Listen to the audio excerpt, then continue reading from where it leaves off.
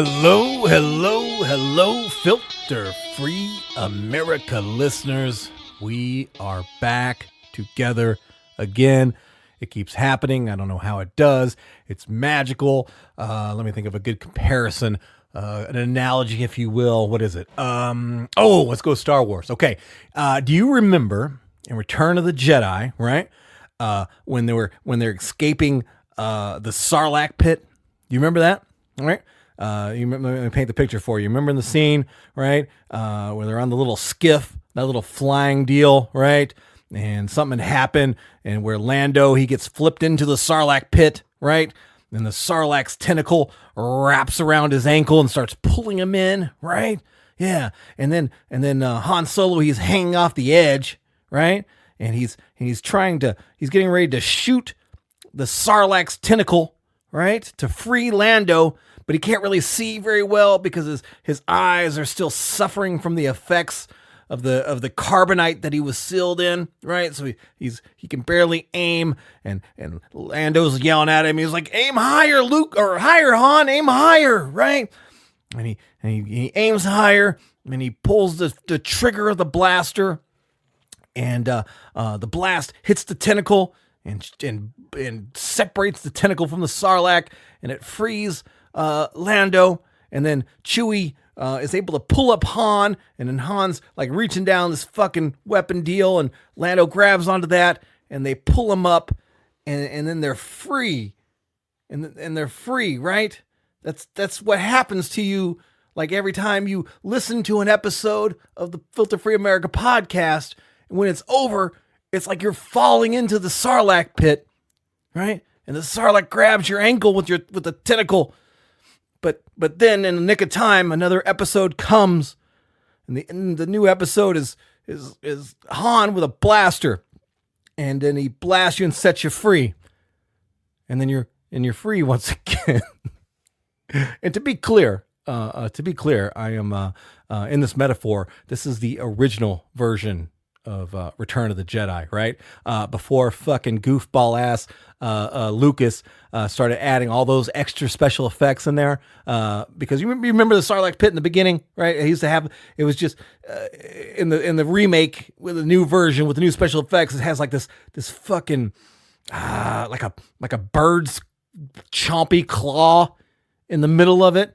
Right, and that's in the new remake version, but that's not. I'm talking about the old original version, right? Before it had the little chompy bird claw thing, bird mouth beak thing, right? I'm talking about the old school Sarlacc version, the version that was just a fucking hole in the ground with goddamn tentacles, and it looked like a weird pussy with teeth in it, right? That's what I'm talking about. That's the version in my metaphor, and as you can completely tell, I am completely off the rails already for this episode, but that's okay. It's fine. I'm feeling weird. What time is it right now? It is 1-something in the morning, and I'm recording this intro for this very awesome episode that I'm going to tell you about right now.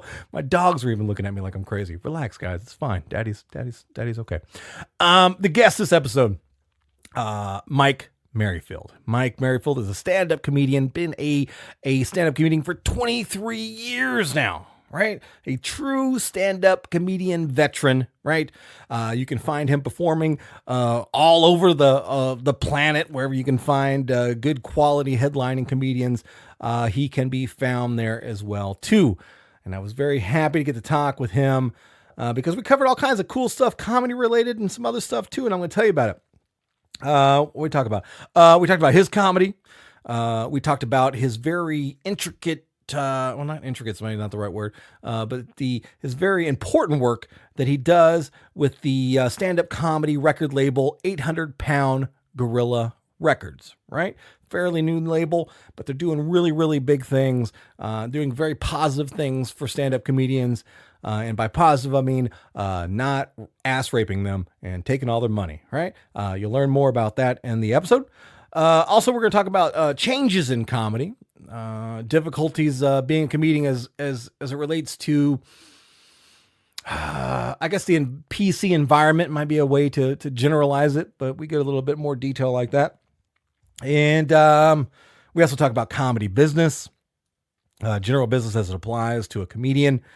And like I said, we also end the episode in like kind of a completely unrelated topic, but a very interesting topic nonetheless, because we end up talking about an issue that is that's something that Mike is very passionate about, very important to him, and that is the issue of the condition of the family court system here in the United States. And I'll be quite honest, I really didn't pay much attention to it before the conversation with him, right? I mean, I've heard some things, some complaints about it, especially how it applies to fathers in the family court system. But I'll be very honest, I'm a father of dogs, not children, and it's never really applied to me. But after having this conversation, holy shit, yeah. Very, very rarely am I surprised by something, but I was a little gobstruck by the condition of the courts and how fucking weird it is and how hard it is, especially on fathers. So we talk about that too. Also, one last thing I want to point out, and again, we cover it in the podcast, but not for some reason I feel like I have to warm you up for it because it's very exciting, right? Are you a fan of Robin Williams, the comedian, great Robin Williams? Well, if you are, fantastic news we're going to talk about because the good folks there at 800 Pound Gorilla Records have got their hands, their mitts, their claws onto some unreleased, I believe it's just audio, and then, well, I think there may be some audio and some video stuff, but whatever. There's going to be some new releases from Robin Williams. And by new, I mean it were things that were recorded that, unless you were in the audience and there at the time, it's never been heard, right? And they're going to re-release it, and I'm pretty sure it's going to come out fairly soon, either in the next couple days or sometime between now and the 4th of July. And he talks in great detail about that. And not only is it cool to learn that that's coming out, but it's also cool to learn his connection to it, Mike's connection to it, because he has a very important part in putting this together. And of course, that was very special to him because he's a huge Robin Williams fan.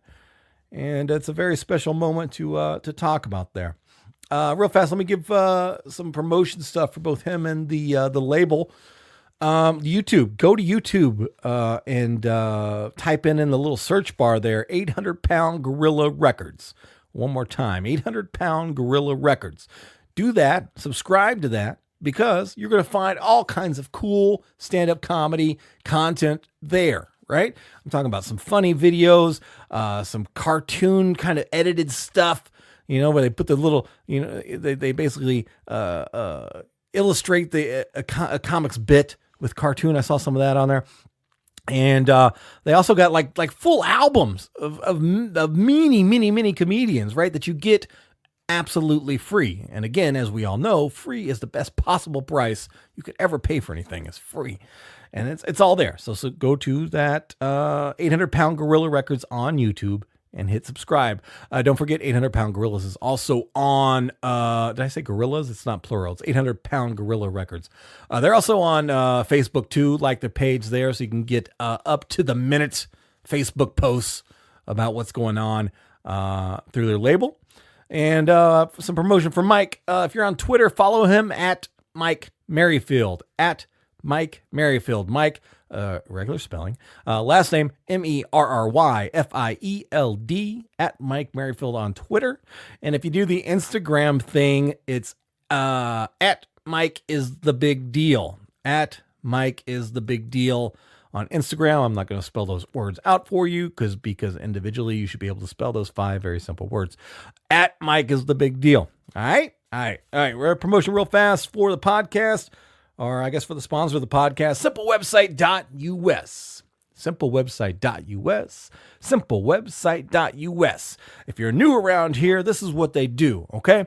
Now, you've heard of Squarespace, right? Squarespace is a website builder, right? And it's supposed to be where you can just build a website for yourself. And it's supposed to be really super easy. And in most cases it is, unless of course you are like me and deficient in the area of figuring stuff out. Okay. To say politely. Yeah. So if you are like me, what you do is you go to simplewebsite.us and you say, hey, I want a website. Maybe you want to get a website built that specifically talks about your emotional feelings and your connection to the Star Wars Return of the Jedi Sarlacc pit. I spit it out right? So you just tell them, hey, I want to do a website about the Sarlacc pit, OG version, the one that looks like the toothy vagina, and not the one that has like the bird bill. And I want you to put me together a website about that. Can you do that? And they will do that, right? That's how they operate. They're damn near magical, right? Because these people have been using the Squarespace website builder for so long, they've mastered all the tips and tricks, and they're making them available to you. Now, to clarify, you don't need to go to them to do a complete website build up. No, you can actually have them just tweak and upgrade and improve at a website that you've already created, right? Yeah, so you've just got like a little half-ass, look like a kind of like a broke down mobile home version of a website, and you want to make it look like a very nice, up-to-date, double wide, clean version of a mobile home website, right? Well, they'll do that for you. They'll fix it all up, make it look beautiful, and do that for you as well too. But lastly, go to their website, even if you plan to do it completely on your own. And this is why when you go to simplewebsite.us, you will find all kinds of free tips and tricks that you can take for absolutely free. You're not stealing it. It's free, right? And as we covered before, free is the best price. You can take it and use it at your discretion, right? You can use it to build a website. You can read it to your baby to help them go to sleep at night, whatever. Just know that it's free and it's there for you at simplewebsite.us. All right. Everything covered? I think so. All right. We need a name for the episode, right? Because for some reason, when I started doing the Filter Free America podcast again, I said, you know what? We should name the episode every single time. And then I'm forced to continue this on because my OCD won't allow me to go any other way. So I took time to determine a name for this episode before I even hit record. You're welcome. And we're going to call this episode Mike Merryfield is a Big Deal with Mike Merryfield, right? You like that? If you don't understand the reference, then maybe you're not a fan of Mike Merryfield. But of course you will be at the end of this episode, and you'll completely understand what we're talking about once you get to know him better. Again, so here we go. Mike Merryfield is a Big Deal with Mike Merryfield right here on the Filter Free America podcast. Let's go. All right. So start telling me about kind of the history of 800-Pound Gorilla. What are they doing? What are they doing better than the other labels? And what are they doing differently? I would say that, it's about 2 years old, the label is. And the two guys that founded it used to work for a major artist. I don't know if I guess it probably doesn't matter, but they worked for a major artist in one capacity. One was a tour manager, one was a manager, and all connected to comedy, I assume? Yeah, he's a comedian, big name comedian. And they realized that all the money that was available from royalties, from things being played digitally, either Pandora or Spotify, and the big one is SiriusXM. They realized how much SiriusXM pays, and at one point they sort of had to find money that was owed to this artist, and they found all this money, all this royalty money. Wait, that's how it works? If they're paying their stuff and they're not collecting it, just after 6 years. If you have stuff that's spinning on SiriusXM or anywhere else, and you don't claim that money after 6 years, those companies keep your money. Oh, okay. It's amazing, man. And I'll explain a little bit about Sound Exchange. Then it was about and that's good too, because when I had talked to you about record label stuff, and you had told me about the Sirius thing, and I was having problems even getting it on. I don't know how that process. So tell me about the process of getting it on there as well too. And that's one of the ways you can get stuff, you can submit right to SiriusXM, right? And I've submitted stuff there in the past and had it actually get put on. I've also submitted a bunch of stuff and never heard anything. Okay. They have like a department within Sirius that's their job, is to intake all of this stuff. I got super lucky, and before Sirius and XM merged, I met a guy at the Boston Comedy Festival named Joel Haas. He used to be the program director for XM when XM was separate or whatever. And long story short, I had weed. Okay. at this comedy festival in Boston, and there was about 10 comics going up to my room because I was the only one there with weed. Everybody else flew in, I drove in. So, hey, Merryfield's got weed. Merryfield's got weed. So we're all going up to my room. Exactly. And this Joel guy goes, hey, man, I'm Joel. I work at XM. Can I go up to the room and get high with you guys? And I was like fuck yeah. Dude. I go, fuck yeah. If you play my shit, I'll get you high. And he's like, okay, bro. And we became friends after that. And so it was like 8 months later. He says he's going to be in Colorado Springs. Kristen Key, very funny comedian, guitar. I don't know if she wants to be referred to as a guitar comic, but she plays guitar. Very funny. She was working in Colorado Springs. I was working with her, and my friend Joel said, hey, I'm going to be there recording her shows. You throw me a few $100, I'll record all of your shows. So he recorded 6 shows of mine. Nice. And like, I'm telling you, man, he had like the handheld crowd mic and then our stage mic and then 9 crowd mics. It was amazing. Like, holy shit. All hung up, wireless stuff. Like, it was. That's a huge deal. And this was 10 years ago before you could buy that stuff fairly inexpensively. But anyway, he recorded all those shows and he made 2 albums for me. And actually one of the albums was considered for a Grammy nomination that year. And I think it was mostly because, I'm not discounting how awesome I am, but I think it was mostly because I don't think there was a lot of albums being put out at the time. Again, this is 10 years ago. It was harder to get good recordings. Gotcha. You know? So anyway, he played that stuff for years on XM. And then when XM and Sirius merged, they dumped the entire comedy catalog. And this is what I've heard. I guess I don't know for sure about this, but they dumped the entire comedy catalog that Sirius had and just used the one at XM. And kudos to my friend Joel, because Joel had higher standards. He wanted it to sound good. You know, people would send in, comedy that was off of like a camcorder.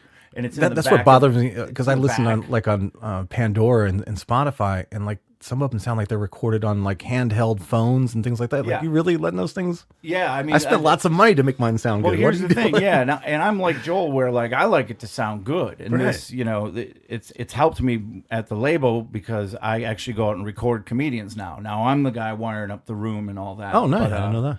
So anyway, I guess I should tell the story in order. So he played my stuff for like 10 years, 8 years. And I had no idea that I was supposed to be getting paid for it. I had no idea that every time one of my tracks spun on XM and then later Sirius, I get $20. Really? I mean, Sirius XM is the only one that pays well. I got to get mine on. $20 a track. So my friend Mark Ryan then, he brings up one day, he goes, hey, you should sign up for this Sound Exchange thing because they're playing your shit. You're owed this money. And I'm a lazy comic, so I didn't do it for 3 more years. I'm a dumbass. For 3 more years, I didn't do it. And finally, he's like, bro, you're an idiot. Like, they owe you money. They play the shit out of your stuff. And so I finally filled out the paperwork, and a few months goes by. I got a bunch of friends over at my house. We're playing poker. Right. And I need to walk next door to the gas station to use the ATM to get $10 for poker. And I look at my balance, and my balance is like $14,000. In my checking account. And I was like, well, wow, this is clearly they fucked up. Right. Like, this has got to be a mistake. And I went to the bank the next day, and this is before online banking and stuff, but they said, no, that was a deposit from a thing called Sound Exchange.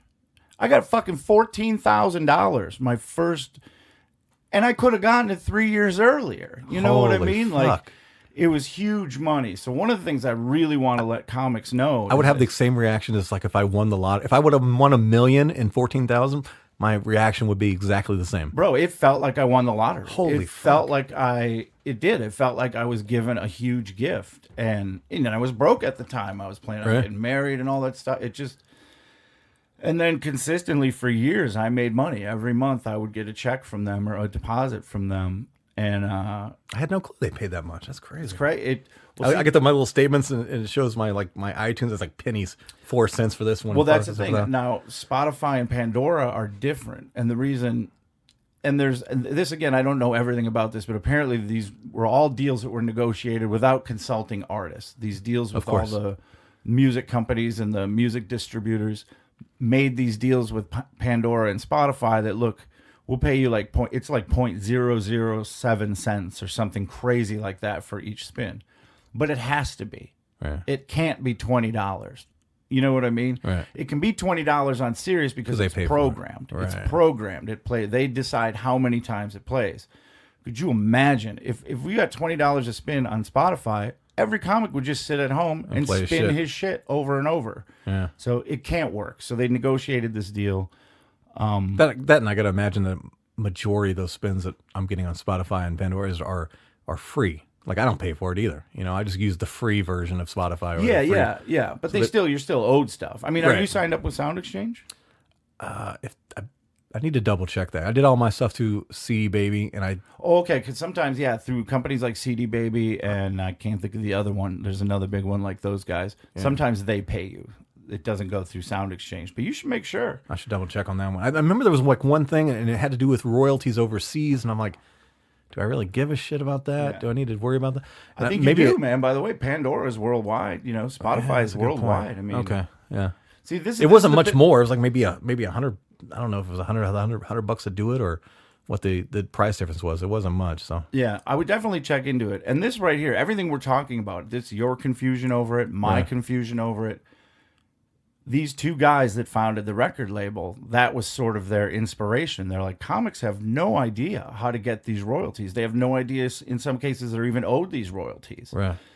And they just thought, you know what if we started a record label where we actually give a shit about the artist, where we treat these comedians like artists. We don't take advantage of them, because there are other record labels, stand-up record labels out there. There's a handful of them. And I don't know a lot about any of them, but I know that some of them don't have the best reputation. Some of them have been sued. These guys, their idea was the comic comes first. We're not gouging anybody. We're not going to get rich off any one guy. But if we could get 500 guys and take a little bit from each, everybody wins. Right. And that was their whole idea, to start this label, treat the comedians like actual artists. Both of them completely understand the Sound Exchange world, the royalty world, the digital world. They have these scientific theories that they use and all these like scientific ways of marketing albums, digital albums. And so that's what they did. They started this thing, and it was funny. I was talking to one of the owners the other day, and he said, man, in the beginning, 2 years ago, I couldn't talk people in to signing up to this label. Like I was begging people, no-name comics, and nobody wanted to sign up. And he goes, right now, I turn down probably 50 comedians a week. Holy shit. Like everybody wants to be on the label, big names. I mean, it is absolutely mind-boggling what these guys have done with this label in 2 years. So they figured out there's all this money digitally, right? Even if it, Pandora, even if it is 0.007 cents or whatever, there's millions and millions of people listening. The potential is there to make real income. You just have to be spread out on a bigger playing field, I guess. You just need more. You need more, but it's doable, because they're like, Pandora and Spotify are like the two most popular apps. I think Pandora is the most popular. Is it? Okay. So they recognize that comedians need help with this stuff. So that was sort of why they started the company. And then I think right now we have like 200 comics on the label. I mean, I went to the website, and it's impressive just It's to see the amazing. spread of comics that you have yeah, on it. honestly, I don't know when the last time they updated that website, because we, as a label, we put out 2 records a week of new comics. Wow. Stuff we recorded, stuff we, go in and we really take our time and make a big deal about the recording aspect. And my friend Anthony and I at the label, that's our job. We go out and record the actual album, set up the mics in the room, and he and I really look at it like it's a science. We painstakingly set these rooms up, and we want it to sound as fucking good as possible. And so I'll put our stuff up against anybody, because it's a real big deal. Again, when I heard those old camcorder recordings on XM in the day, I was like, this is fucking ridiculous, you know? So we really strive to, we make our shit sound good. And then It does. we don't just put out the album and then say, thanks a lot, see you later. Like, we help them promote it. We help them promote it online. Pandora has this incredible program called the AMP program, where you can... AMP? AMP, yep. So if you're I've an never heard artist of and that. your stuff's played on Pandora, you can go on through this AMP program, and you can record intros to your tracks. Really? And you can record them in specific markets. Like if you got 500 listeners in Austin, Texas, you can program right to Austin, Texas, and people that have a a Joey Vincent channel or liked a track of yours, when they play that track, hey, I'm going to be down at the Velveeta Club this Friday, Saturday. Check it out. I mean, never heard of this ever. It's amazing. And you come from radio. The idea that you can actually, you're basically recording your own intros to your own tracks. And they're 15 seconds long, but you can get a lot done in 15 seconds. And, and the other big thing on Pandora is you try to encourage people to give you a thumbs up. And that moves you up in the algorithm. If all of a sudden you get 500 thumbs up, somehow the algorithm goes, well, this must be popular. Let's move it up into a more active playlist, because there's several different playlists on Pandora. Right. Well, these guys, the founder of this label, they figured all this stuff out. Like, I had no idea. I had no idea any of this stuff existed. I literally just the night before last learned that I could, because I went through CD Baby, it was already paid for, I could go to Spotify and adjust my profile of where my album is on there and put pictures up there and all that. I just did that, released the album back in February, just now did that today, or a couple days ago. And like I said, I've never heard about the amp thing. Holy shit. Okay. It's amazing, you know, and I don't think these guys would, and I don't think these are secrets, you know, because as I'm saying it, I'm like, maybe I shouldn't be telling everyone, but I'm a comic, man. Like, and I've always been the kind of comic is, if I can help you with something, good. I don't need anything out of it. I just want to help other comics. And so I really, really kind of identified with their whole business model, you know? Right.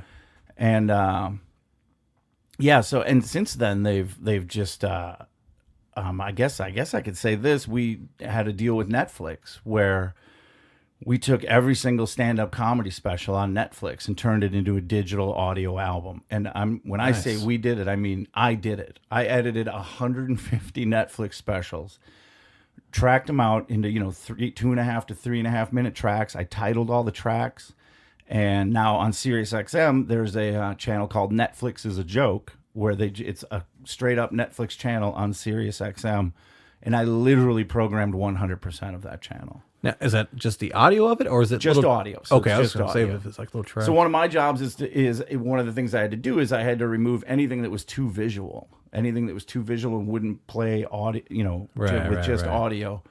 Like, for example, Joe Rogan had a bit where he was doing, I think he was doing the blowjob thing, the blowjob, the tongue in the side of the mouth, the thing. Yeah. But when you just listen to it, he doesn't set up what he's doing. He just goes, like this move, and then he does 5 minutes on this move. And I had to cut that completely. I had to cut that out of there because he had no idea what he was talking about. But so yeah, in addition to that, they did. They got all the old roasts, the old what were they called? The Comedy Central ones? Yeah, no, the original roast back in the day. The Friars Club roast? Yeah. Okay. Why can't I think of the guy's name? The one guy. I can't think of it either. Dean Martin roast. Dean Martin. Dean Martin roast. Yeah. Okay. Anyway, I have this thing where I know the name. I've said it a million times, but my brain goes, nope, not right now. Gotcha. But yeah, so I edited all those old television shows into digital albums as well, and we service a lot of our stuff. We get to SiriusXM. Obviously we have good relationship with them with this Netflix thing, so they have needs, so our label kind of services those needs. Does Netflix represent the company too? Do they, when you go to Netflix, and I'm going to go check that channel out, does it have the label name on there and everything? Are they getting No, I don't know, because I do know that I don't get any kind of producer credit, which kind of hurts my heart a little bit. The idea that I could claim some sort of producer credit on 150 specials sounds great. You'd be balling right now. I still did it. I mean, I still did all the shit, but I didn't do the original mixes. I just took the audio tracks that they gave us, made a simple mix, and editing credit would be yeah, maybe just something like a little asterisk. Mike helped. That's all I need. Just Mike helped. That is the bummer about a lot of the stuff that I work on with the labels. I don't get a lot of credit. Right. But I don't need the credit. Again, I just want to help people, and if I can help these comics by doing my best job editing it, making them sound real good. Well, I'll tell you this one, man. This is the biggest thing that's ever happened to me in my life. So we got all the rights to Robin Williams' works. That's amazing. The entire catalog, everything Robin's ever done. I don't know, this is probably a business secret thing, but can you give me an idea of what the cost of acquiring something of that scale, or some of the other ones that you did? I'm just curious I guess I wouldn't have any idea about that. Okay, that's kind of like outside of my thing. But I guess what it would be is that's stuff that sounds priceless to me. Yeah. Well, I think what it is we negotiate a split. Now, again, we acquired all this stuff with the intent of putting it out digitally. So SiriusXM, Pandora, Spotify, digital. So they're giving you permission to catch up on the back end. Yeah, Okay, yeah. So gotcha. basically, out of that $20, and I don't know, I'm making these numbers up. Maybe we get $5. Maybe we Gotcha. get $4. I don't know if we got anything on the Netflix deal. They might have just hired us to do the work, Right. of converting it. I don't know. I don't really ask the details. But on the Robin Williams thing, it's super amazing. Like, and to set up real quick how I started doing comedy, like I grew up, I'm 47. So when I was about 12, 13, 14 is when that boom happened in the country. The big first huge comedy boom where there was tons of television shows. Like if I wanted, I could watch 3 hours of stand-up every night, Right. and one summer, my stepdad, who was a cocksucker, but one summer he actually we got cable for the summer. Wow. And I saw a Robin Williams special, and I think it was see again now. I know I worked on these albums, and I can never remember the names. Anyway, it was his first one, and it was the one where he did the Bruce Springsteen, Elmer Fudd. I'm driving in my car. I know turn you're talking on the about. radio. I have no clue what it was called. And so I had been staying up late with my older sister watching all of these shows, 12, Nice. 12 to 14. And then I saw that Robin Williams thing, and I was like, wait a minute, this guy's totally different. Like, he's not just saying words, he's doing other shit. And what I really liked about Robin is I could go to school the next day and do the I'm driving in my car, and Right. everyone thinks I'm a genius. You know, Right. I can do that. I probably couldn't take Bill Hicks stuff to school and do any justice, but Right. I could pull off Robin Williams.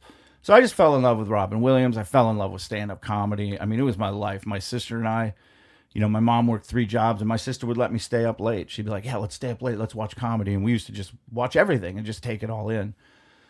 So flash forward to 47 years old. I'm working for this record label, this stand-up comedy record label, and we get all the rights to Robin Williams stuff. Holy shit. And they say, here's everything. Here's everything he recorded, because he would record all of his theater shows, all of his What? big shows. He brought So you've film heard crew to things that every one of them. the public hasn't even heard yet. 100%. Only the people that were at those shows. Holy fuck. Dude. And so they had all these shows that were filmed, and they wanted us to make one album out of those, and maybe 2. But it was leading up to his Weapons of Mass Destruction, or that's not the title because it's something more sure? clever. Weapons of Mass Destruction. Thought it is was. the That real, sounds familiar. Well, that's the real thing. Well, What? his Oh. is he's more clever. It was a clever title. Okay. I fucking suck at this. But anyway, so Look it up later, folks. a lot of these shows were the same. So we found one of those shows and we turned that into an album. Okay. And that one was pretty straightforward because he was practicing for the special, so he had it down. And one of the other cool things we got to do is they had all of these shows. He used to practice at this place in San Francisco. He used to just try out stuff, riff. He'd go up for 2.5 hours and just riff. And it wasn't all good. There was definitely stuff that did not work. Definitely some roads he went down. So anyway, out of these, How does Robin Williams react to an audience when he bombs a he joke? just plows. He plows, dude. Okay. If, Does he even if it acknowledge doesn't it? work, no, he's already halfway through the next thing he thought of. Yeah. It was incredible to watch how he worked because, we had stuff from his early days, Right. and then we had stuff from, the last 10 years. And it's surprising, but a lot of the stuff that he wrote in the early days is still in there in the last 10 years. He's still doing those bits. He's updated some of them. Right. He's doing a little more recent stuff. But it was just really cool to see how he worked, to see how, because a lot of these warm-up shows, Is he full when he's practicing a joke? Is he full Robin Williams, or is he? oh yeah, A step, okay, so Oh, he yeah, doesn't hold it's back. not like he's like, oh, let me try this. Okay, Like, okay, he's here's there. another note. Let me try. No, he's fucking 100 miles an hour. Wow. Okay. So these warm up shows led up eventually to this big tour that he filmed, and it was interesting to listen to these warm up shows because then when he got on the road, because the warm up shows he's all over the place. He's just everything this and that. But when he did the actual tour for the special, that shit was word for word, bro. Even all the pretend improv that he does, the pretend tangents and all that, it was word for word. Like nothing would change. Really? Those shows were identical carbon copies. No This is shit. a testament to what a good actor he is. That's what I thought. I thought he was worked- always just a little freelancy with that stuff, and I think it was was like in the- similar directions, but just whatever Yeah. emotion he had the day. Or And I think it was like that in the early days. I think he was a lot more frenetic because that is just all over the fucking place. Right. But he's a great actor. So towards the end, he whittled down whatever worked the best out of these shows, and that's going to be the special. And then once he figured out the best way to do it, he just did it like that over and over like a machine. But Wow, that's crazy. So the other thing I did is I made 2 albums out of those warm-up shows, where those 2.5-hour sets. And this is something I'm really amazed that I had the chance to do. How much pressure is on you knowing you're a comic and knowing who he is in comedy? Was there an additional amount of stress to just absolutely get it right because of who this person was? Absolutely, man. Like, I'm helping. God, it's gonna be amazing. I'm helping. I'm getting goosebumps. I'm helping, like, cement more of this man's legacy. Show people more shit they've never heard, and it's up to me to make him sound good. So this is why I bring it up, because, like I said, those shows were 2.5 hours long. Well, both of the albums I ended up making were about 1 hour and 10 minutes long, because I went through and all of those left turns that didn't work, I took them out. Right. All of those flubs, I took them out. All, like, occasionally he would say, like, some, by today's standards, very inappropriate stuff, and I'm like, I'm going to do my man a favor and just take that out. No one needs to hear that. And I would whittle those shows down into 2 solid shows where it sounds like he's just boom, boom, boom, boom, boom. And it was an honor, and it was a lot of pressure, because I'm basically, again, cementing more of my hero's legacy. The guy that I watched when I was 14 years old, I get to make him look good after he died. You know what I mean? It's fucking mind-blowing. And honestly, man, this is the one I'm most proud of with Robin. And this has all been in the last 5 months. This is what I've been working on, is these albums. So, and is this stuff you're talking about right now? Is this available now, or is this getting ready to come out now? What's the status of these things? Well, one of them came out. Well, we took all of his specials that he did, and we turned those all into audio albums. And remember when I was talking earlier about how I had to take visual stuff out of albums? But that was a lot of his stuff. That's hard to do with Robin. Right. So basically, we made the decision, I think, on that first special, we just left it the way it was. Because we're like, if we take out everything visual, this is a 9-minute comedy special, you know? Right. So, and because he's a god, we just, you know, and people are familiar with the bits, and he's real good theater of the mind anyway. Like, it's kind of fun to actually think about what he's doing on stage. So, yeah, we left those as it is. But the coolest thing that I got to do is he had these home movies from when he would tour with the USO in Iraq and Afghanistan, and his is that the one where he's on stage and the call for reveille happens?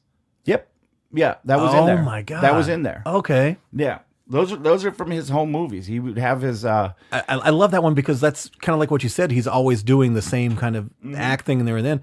That was a very moment. He was literally caught off guard, and it was you could to see him on. I've never seen him, you know, as a comic. We look at comics differently, so I'm analyzing everything, and I'm like, I've never seen Robin Williams react in that way of being a sense of out of control and not knowing what was going on. You're in a war zone, right? And all of a sudden you hear something like that. You're like, oh fuck, like is this it? You know? And then his whole audience gets up and turns away from him. It was crazy. It's like, what the hell just happened? You know? It's So yeah, it was super cool, man, to sit and just watch, you know, them flying on the helicopters.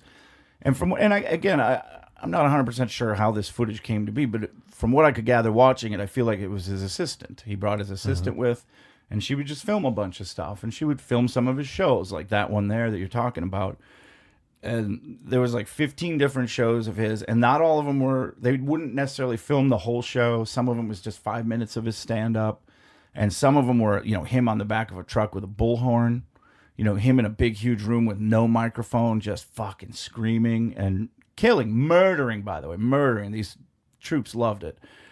And I definitely want to see that. So we had all this footage, and they're like, and I wanted to see if I could make an album out of these shows where he's performing over there. So I found 2 shows that were really good audio. And I shouldn't say really good, but compared to everything else there, it was good. Right. It was terrible by audio standards. You're an audio guy. If you hear it, you go, that kind of sounds like shit. Right. But look, he's in a war zone. So I thought, you know what? I think, you know, and by the way, everything we do, we have to get passed by his people. You know, his estate has to sign off on everything. So I thought, I'm going to find these 2 shows. And I did the same thing again. For him, I took out all the meandering, all the things that didn't work, and just made it sound fucking boom, boom, boom. And you know, it sounds weird to say I took out all these things, but sometimes that's how things work. Right. You edit things, you know, and I owe it to this guy to edit these things for him. So I found these 2 really good shows that were about 40 minutes apiece, and I took each show, and I also cut out duplicate material. So on one show, he would do the same joke he did on the second show. I would cut them out. So I edited out everything that was duplicate and made two completely different 20-minute sets out of it. And then at the end of one of the sets, he does his set, and then I think I can say Kid Rock actually comes back up on stage with him and plays guitar, and they do a blues song. Robin improvises this blues song about Manus Air Force Base and about things that happened in the show. He incorporated in the song this girl that heckled him and told him she loved him, and it was really cool. Like, he brought it all back in this song.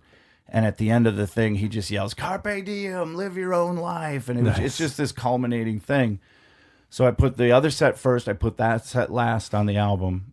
And then I found this audio clip of him and he's a Canadian comic that had like a talk show. Mm-hmm. And they were at a theater, and he was interviewing Robin, and he brought up the USO. He goes, "What about the USO?" And Robin is just like, "Oh, it's the best thing I ever do." Like, and the crowds, it's the best crowds. And, you know, these men and women are over there fighting. It's just really emotional thing that started out as 3 minutes, and I whittled that down to a minute of just perfection. Right. So the album opens with that, with this guy asking him about it. And the other thing that's interesting is he's known for the "Good Morning Vietnam." Right. So he would be like, "Good morning Kandahar, good morning Afghanistan." You know, he would say that. And so both sets start with him saying that. So yeah, it goes from that interview, that 1 minute chunk, into the two sets, ends with the blues thing. And then I'm friends with Brad Garrett because I work his comedy club, and Brad knew him and idolized him. And, you know, in Brad's comedy club in Vegas, in the green room, he's got no less than 20 pictures of Robin Williams. Nice. He loves the guy. So I talked Brad into doing just a 30-second intro to intro the album. Nice. And you asked me if any of this is coming out. That's 4th of July weekend. I don't know when this airs, but 4th of July weekend. I'm going to put this one up right away. So those three albums are going to air. The two that I made from the warm-up sets, and the one, then they're going to play them over and over. Like, it's going to take over. So is that the only way people can get them, just is via these things? It is. They can't just buy it and the only way you can get it is streaming. But what that means is if you have Pandora or Spotify, add the whole album. Right. You got the whole album, you know, so it's there. Okay. I think our deals are just for streaming. Do we know the title? What's the title going to be? Carpe Diem. Carpe Diem. I called it Carpe Diem. Okay, gotcha. Yeah, because he yells it out at the end. I was like, that's what I'm naming the album. And dude, that's such an honor. I got to name. To name a Robin Williams album. I got to name the track. You're forever part of his legacy now. Amazing. You got your fingerprints on his legacy. That's fucking amazing. I can't even believe it's real sometimes. Like, I think about it. Even when I'm telling people, I'm like, do you realize what you're saying? That you worked on? It's fucking amazing, man. Jesus, and it's all because these guys at this label, they see the future. And, you know, Ryan, one of the owners, said to me, the founder said to me, he just said, you know, this is more about legacy. Like, we consider ourselves historians. We're not just, you know, in the business of making money, and like, we're historians. Like, we just got all the rights to, I guess I don't know if I can say it, Groucho Marx. We got the entire Groucho Marx works. And I was saying before to you that this all came in like reel to reel. This is old shit that no one ever even thought about getting. No one ever thought about, let's digitize that, make that available on Sirius and Spotify and Pandora, and let people enjoy it. So that's why they're so successful. That's why the label's going so well, is because they're just fucking smart, man. And thinking outside of the box of what the norm is. There's other deals that I for sure know I can't tell you about, but... And now they're into the podcast game. We're co-owners of Riotcast with Robert Kelly. I didn't know that. Yeah, okay. 800 Pound owns Riotcast now, along with Robert Kelly. So, and they're starting 3 other companies right now that I'm not supposed to talk about. These guys, they want to take over the world, and they want to do it by being good people, by being completely transparent. You know, comics call up like, "Oh man, I feel like I didn't get enough money." All right, well, we got a guy here. His name's Beto, and he's going to go through and make sure you're getting all your money. And everything's transparent. They know what we make, you know, and it's the simplest approach to it that you could ever. Just be nice to the people. These guys are both comics, right? No, these guys are never comedians. Never comedians. No, okay. I'm actually. What's funny is I'm the only comedian that works for the label. Okay. And we don't have a big staff right now. Actually, we've kind of doubled in the last 6 months, and we're building this huge new building. And we're going to outgrow that building in 2 years based on all these projects. Is this based in Nashville? Nashville, yeah. Okay. But yeah, it's growing huge. And how I got the job. This is another interesting thing. I mean, if comedians listen to this, this is a pretty interesting thing that, I've been doing stand-up for 23 years. And like you, I did a little radio too. I did morning radio in Green Bay. When I first started doing comedy, one of the waitresses was the morning co-host on the Kiss FM station there in town. And she's like, you should come in and just hang out on the show. And I did it once, and that led to me being third mic for 2 years, no pay. I went in every fucking morning. Even when I was traveling to do gigs, I'd go to Madison to do a gig at night. I'd come back, I'd sleep in the parking lot, and I'd do the morning show. I took full advantage of it. I want to just hone my improvisational skills, my speaking skills, my mic techniques, my inflection. Exactly. I was like, this is obviously a great thing. And then one day, my buddy that was the DJ got fired, and they're like, well, Mike, do you want to be the host of the show? And I was like, yeah, all right. Hell yeah. So for like 3 years, I hosted my own show, and it was amazing. Right. And that's what another thing I always tell comics and stuff. They ask me about the podcast, or if you get an opportunity to do it, because doing podcasting and doing radio has so much improved my stage presence and my ability to think on the fly and do things like, especially live radio. Yeah, it's such a skill builder. This stream of consciousness conversation. I'm watching you, listening to what you're saying, but when you stop, I go, okay, now I have to talk. Right. I have to talk, otherwise people hear dead air. It's like a skill not that I'm great, but it's a skill you develop, being able to talk. Right. So in the early days, I was like, this is great for me, and they would involve me in bits, and I was the funny guy. It was perfect. And then I got my co-host left to do morning TV, and I got another co-host that I didn't gel with. There was no chemistry, and I was starting to do better in comedy. And I was like, you know what? I'm just going to do stand-up. A lot of it was laziness, to be really honest. Mm. I didn't want to get up at 4:30 every morning to do the show, and it didn't pay shit. And I was like, I'd rather just smoke weed and be a comic. Full disclosure, I was like, I'd rather smoke weed and play frisbee golf and tell jokes for an hour a day. Like that's a much better idea than this thing, and again, not being able to swear, not being able to really say what I think, and getting in trouble because my innuendo was a little too, and right. Like I had a program director one day goes, she's like, let's talk about what you guys are doing on your show. And this I had moved on to after I did that one. I did try to do a morning show on a progressive rock station for a little bit. Okay. And then I was just like, I just can't do it. I can't do it. I made a mistake. Sorry guys. I'm out of here. I know the feeling. But the program director brought me and my co-host into her office one day. She's like, now tell me what you guys are going to talk about tomorrow. Like, just write down, like, each break, what are you guys going to say? Just write it out. And I'm like, what are you talking about? I don't know what I'm going to say in 30 seconds, let alone what I'm going to say tomorrow morning at 8:30, the third break, the weather talk over. Like, what the fuck are you talking about? I just make it up as I go. Like, and I couldn't believe that she was like, no, you guys, you need to know what you're going to say. You need to have it written out. And I'm like, no, maybe you need to have it written out, because you can't just speak off the cuff, but we're going to make it up as it goes. And because it might lead somewhere funny if you go different. It's stupid. So that really, I was just like, I'm going to do comedy because I don't have to go in somebody's office and they go, explain to me how this joke is going to work. Get your thinking vetted. Yeah, I liked the idea of being my own boss. So I kind of developed editing skills when I did radio, because I had to do commercials. I had to create commercials and do voiceovers and all that stuff for the commercials and build them all. Like every day after my shift, I went to production and I did like 2 hours of production work, and it was doing reads for customers, go on down to Kits and File and blah, blah, blah, all that shit. But it was great. It taught me how to do all that stuff. Right. All those skills. And then I went back to comedy, and then, probably 7 years ago, podcasting kind of started to be the thing. People were starting podcasts, so I started a podcast, so I bought all the equipment and everything, slowly accumulated enough equipment to do a podcast. And then at one point I was like, well, why don't I just take this same equipment and record my stand-up shows? Again, going back to quality. I'm a big fan of quality. I don't like stuff that sounds like shit. Right. Maybe I could record some of my own stuff and submit it to Sirius and all that stuff. And so I just started recording shows, and I started making albums for comics. I made... I think I did BT's last album. I'm pretty sure I did. Right. I can't remember. I don't know why I can't remember. I did Johnny Beaner's album. I did Roy Wood Jr.'s first album. No shit. And the cool thing about that is right away in the beginning of the CD, he goes, yeah, and I got my boy Mike Merryfield over here recording this for an album. And he left that in the CD. So again, you want to talk about a cemented legacy. Yeah, right. If you listen to Roy Wood Jr.'s first album, he bring my name up in like the first 10 seconds. So nice. That's cool. So I kind of like learned how to record shows, and then I practiced mixing the audio with the software I used when I used to work for the radio station, and I just slowly developed this skill of being able to record and mix and make sound good stand-up comedy.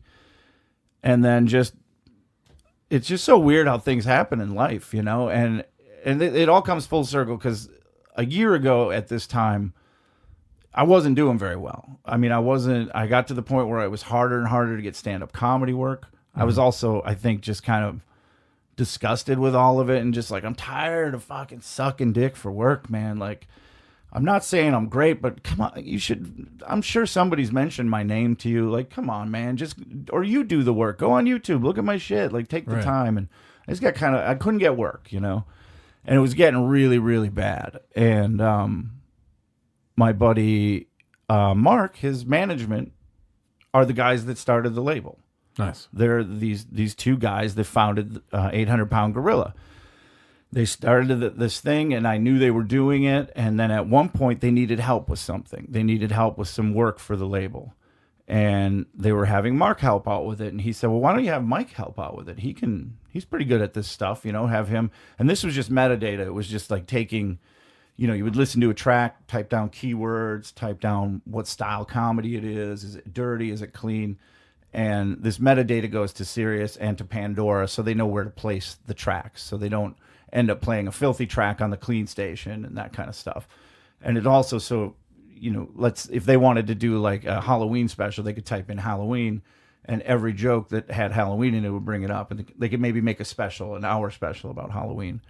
So I started helping with a little bit of that stuff, and I was so broke and shit. I just started slowly like letting them know that I can do more than this. Right. I know how to record shit. Showing your worth, your value. I've recorded albums, so I just started sending them links to stuff I've recorded, like, just so you know, guys, just Nice. so you know, I can do all this other shit. And they sent me this thing where it was for the Laughing Skull Comedy Festival, and they had recorded a bunch of comedians.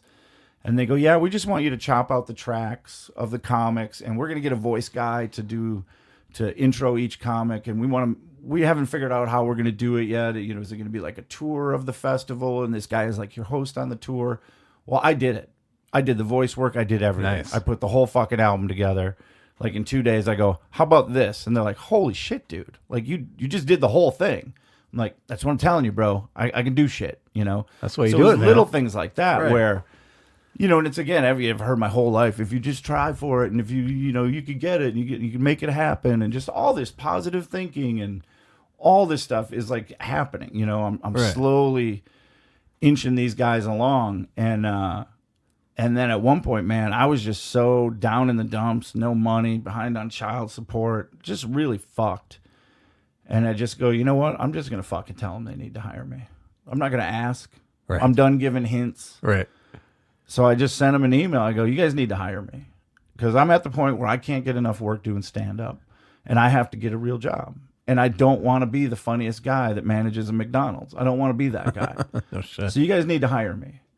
And he emailed me back right away. He goes, this is really interesting. Let me talk to my partner about it. And long story short, 2 days later, they hired me. So Fantastic. I fucking made it happen, bro. Congratulations. I was just like, this has got to happen. And then again, I make that happen, and then in the last year... You're right. That's just a great example of just going out there and making your destiny happen the way it is, and stop waiting for people to give you something. Show you, and that's kind of the world we are. And maybe that's where we'll trend into kind of how comedy has changed. Is no one's going to pluck you out of obscurity. You know, you got to prove your worth, and things have changed, and there's not the money to be thrown around like it used to be. So if you don't bring some value to the table, why would people fuck with you? Yeah, and the other thing too is you can do things like podcasts now. You can put together your own. You can make this shit happen on your own. Like back in the day, we were dependent on club bookers. And as I'm saying that, I'm reminded of my buddy Mark told me one time, and this is a real eye opener for me. Like, I'm busting ass trying to get all this work, and he's like, you know what club work gets you, right? I go, no. He goes, more club work. Right.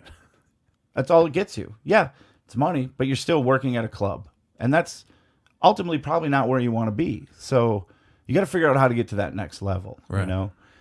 And you can do a lot of it yourself, and you can make things happen. And I don't want to act like Tony Robbins, like, you can just do it if you want. I can't even explain to you how destitute I was a year ago. Like, it was bad, bro. Right. I was like my rock bottomest I've ever been in my life. Just fucking broke. I'm having all kinds of trouble with family court. I'll just say it. I got sentenced to 6 months in jail. That was coming up. And I was just like, I got to fucking figure this out, you know? And luckily, I have a famous rich person that I know that helped me out. He lent me some money. I took care of it all. I was able to dodge jail. Nice. And that's when I went after the label thing. It was after all that, I was like, all right, you got this second chance, bro. You got to fucking make it happen. Exactly. You know? And since then, I mean, it's been fucking great. I've paid back all the money that I owe child support. Now that I have a job, they pay my child support for me. It comes right out of my check. I have health insurance now for the first time in 10 years. Mind blowing. It's like, I was just thinking about it the other day, like literally a year ago this time, I was thinking of killing myself. I was like, Jesus. This is like, fuck, dude. I'm either going to go to fucking jail. I'm never going to see my fucking kids again. Like, and what are they going to think of me? Oh, dad went to jail for 6 months. It just, I mean, I was fucking rock bottom. I still can't believe this last year how shit has turned around, man. Congratulations. And it hasn't just turned around. I'm producing Robin Williams' album. Right. What the fuck, man? What the fuck? That's better than a recovery. That's a recovery than God. Straight out of the universe. It's amazing, man. And so you can do it yourself, but I think now it's hard though because of all the see, I'm torn on this one because if you're online, it looks like there's all kinds of content restrictions for comedians. When you're online talking about it, oh, comedians can't say anything. Blah blah blah. Well, I work in the clubs. I still say horribly inappropriate things. Right. I say them with a smile. My intent is clearly to make people laugh. I go above and beyond. Like I go to the line and I cross the shit out of it, and everyone goes, "Oh my God, he crossed the fucking line!" Like, you know. And that's how that stuff should be taken. By the way, it should never be taken as he means that. Like when I think one of the ones that really started it off was the Tracy Morgan. Oh yeah, Tracy says he's gonna stab his son. Yeah, my son is gay. I'm gonna stab him in the stomach. It's good, Tracy Look, Morgan. if you fucking take that at face value, you're a fucking moron. Right, you've come to the wrong place if you're looking for literal. He's not going to stab his fucking son. That joke is about how uncomfortable he is with it. Right. He's showing you that he's vulnerable. He's telling you, look, I'm a little homophobic. It's kind of built into my fucking culture. It's the way I grew up. Right. You know, it's fucking enraging to me that people take that shit out of context and be like, oh my God, he would stab his son if he was gay. Fuck you. Fuck you. That's totally part of my. I don't know. No, I maybe there is one or two comics out there that want to be hateful and mean, but no one gets on stage and wants to hurt somebody's feelings and stuff. We're just translating ideas and through our filters and through our experiences and things like that. And that was part of my frustration. When I took my little break, I just got a little bit frustrated with it. And granted, when I started off, well, I did a whole chunk of material about my father being racist. My dad's literally a fucking racist. So I made a bunch of jokes of trying to illustrate how racist my dad was. And you could start to sense, you know, the audience pulling back and things like that. It's like, don't you understand what I'm doing here? They don't. And they don't understand what you're doing. And then the mentality has grown since then. It's getting a little bit worse and a little bit worse, where a lot of people seems like they're going to clubs to try to analyze what you're going to say and just look for something to jump on. It's like, no, you got to understand the context. That's why my joke, I want to own a comedy club one day. I want to start my own club, and I'm going to name it Context, and that's what it's going to be. You know, just so you understand what the fuck coming in the door. Great idea. Yeah, well, I mean, it's such a weird world for comics now. But it doesn't have to be, because, you know, I brought up Brad Garrett earlier, his comedy club. One of the first things they ever said to me, this is why it's my favorite club in the world. His brother Paul, who passed away last year, when I first worked there, he pulled me aside. He goes, Mike, I just want to let you know, we don't censor our comedians here. You can say and do whatever you want on that stage. People are probably going to get mad, and if they do, we'll politely say we apologize. It wasn't your taste. We'll give them their money back, and it will not reflect on you, Mike. We are not going to stifle creativity. That's beautiful. And bro, I'll tell you, that's the most free I feel anywhere in the country is when I'm on that stage, because I don't have that thing in the back of my head that, oh, if I say the wrong thing, like if I bash women, the middle-aged woman that runs the club is never going to have me back here now. You know, you have to worry about that in places. Right. And I burn bridges that way. So the fact that they're just like, no, fucking do what you want. And Brad Garrett, people don't know this about Brad Garrett, but he's like a modern day Don Rickles. And I say modern day, even though he's been doing it for literally fucking 35 years. But he makes fun of Japanese, gays, blacks, but to their face, like everyone's there. And I think the lesson in all that is that if we just make fun of it, it takes the sting out of Exactly. it. Like I mentioned, I did those roasts back in the day. The shit that they used to say to Sammy Davis Jr., brutal. And this is in the 50s and 60s when racism was a real thing. People want to act like, oh, racism's worse now than it ever has been. Fuck you. Right. Fuck you. It may not be perfect, but it's fucking way better. And these guys, these Rat Pack dudes, they realized back in the day that comedy is the way to mend these wounds and to bring us all back together and make fun of how ridiculous it is to make jokes about race. And some of the things they said about, and all the Italian, the WAP jokes and all the shit they would throw at each other. Right. I don't understand where comedy used to be the thing that helped us like heal everything. It's always been about laughter is the best medicine. Yeah, if we can laugh about something, we can realize how stupid it is and maybe change some minds. Like, oh, I can't believe I thought like that because the way that comic said it, I'm a fucking idiot, you know? But no, they just take it all as statements now. They take that comedy is a statement. Everything we say is real. Like, fuck you. Well, there's some comics that want comedy to be that now. Like, no, you have to take a stand here, and you have to do 10 minutes of why we hate Trump jokes and all that shit. But something I wanted to point out, and it's not just one side of the political divide that are like this. It's the right side too, the conservative mind who you would think would support, comics being able to say what they want to say, and people who do race jokes or things like that, things they would appreciate. But I've watched them get offended as well too. Comic friend of ours, somebody who just released an album on your label, Tom Simmons. He's a fucking brilliant comedian, and even when he talks about things that maybe I don't agree with, like gun ownership and things like that too, I've watched people in the audience get all cringy to him about that. And it's not a racial thing, a thing like that. He has a political twist on some of his material.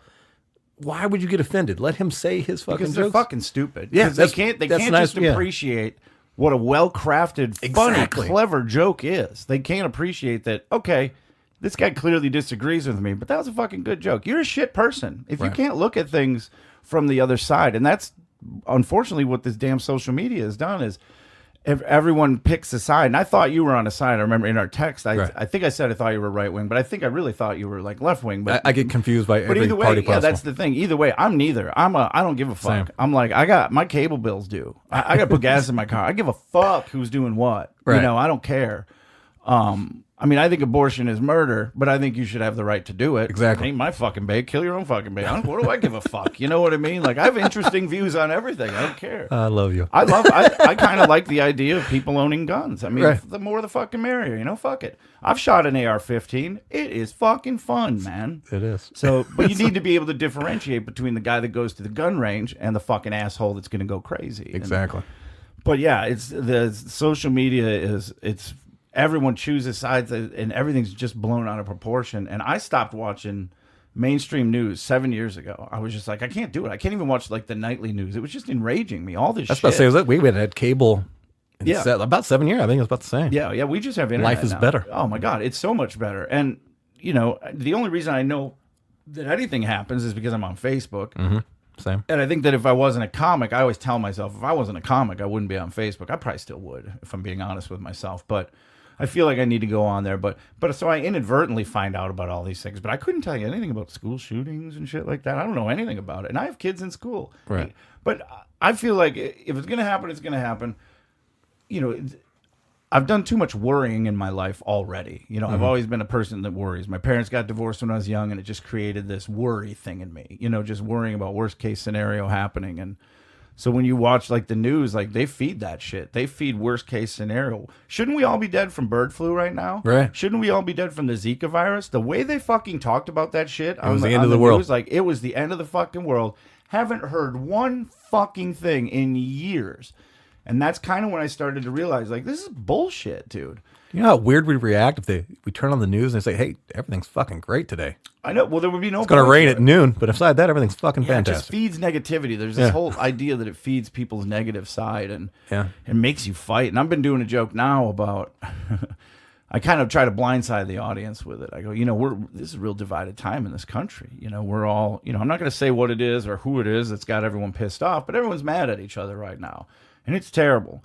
But the good news is in 20 years, I mean, we're going to be able to look back and be like, thank God we had Facebook so we could fix all this. You know, I think it was, I don't know, I think it was like June 14th on a Thursday. I think it was Rick from Denver. Remember he posted that thing? That one post. He shared that article that no one had ever seen before. Oh, man. And I think it was like, I don't know, 34, 35 comments in, and we fixed everything. And everything was good. It was good. Such a fucking waste of time. Can't believe nobody liked that one. Yeah, I should have liked that Oh, post. it's unbelievable. There was the answer. Yeah, the answer is somewhere in a Facebook feed. Somewhere the answer Just to waiting all to our be problems. discovered. Yeah. There's no one read down far enough. One more share.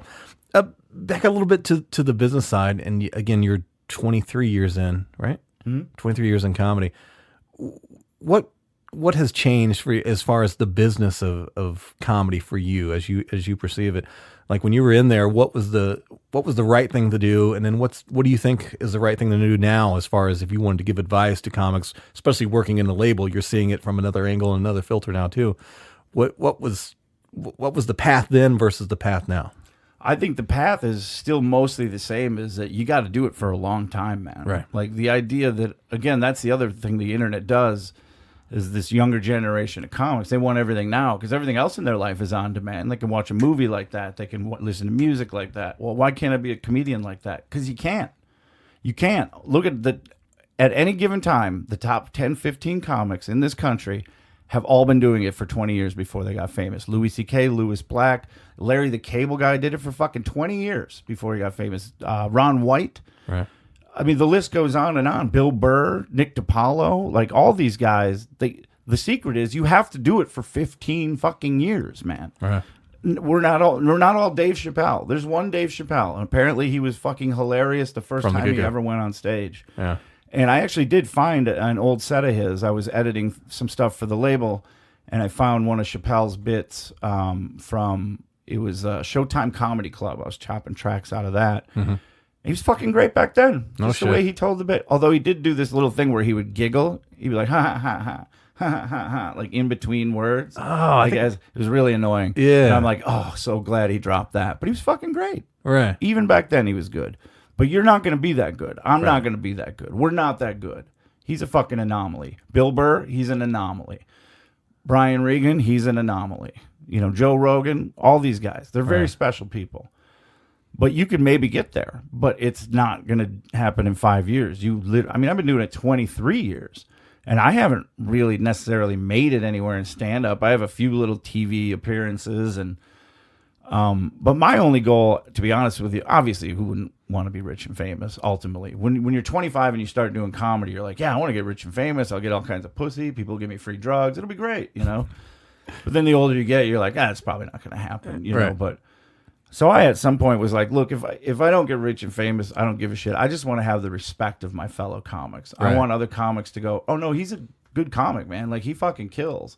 I don't want to be the guy there behind his back going, that guy fucking sucks, dude. How the fuck is he still in this business, you know? And and by the way, those things should be done in private. This guy sucks. Why is he in this business? Yeah. The idea that people put that online now is like, especially comic on comic hate crimes. I fucking can't stand it. I've got a guy on my page who comes. I won't like kick him off, like stop, block him or anything like that, just because it's just amazing to see that he's a comic. And he'll come to my page and literally tell me that I shouldn't be writing a joke about this, or I'm completely wrong about that, and then try to take a literal. I'm like, you're a fucking comedian. Do you really think that I'm believing word for word what I'm putting up here in a clear, evident joke? Yeah.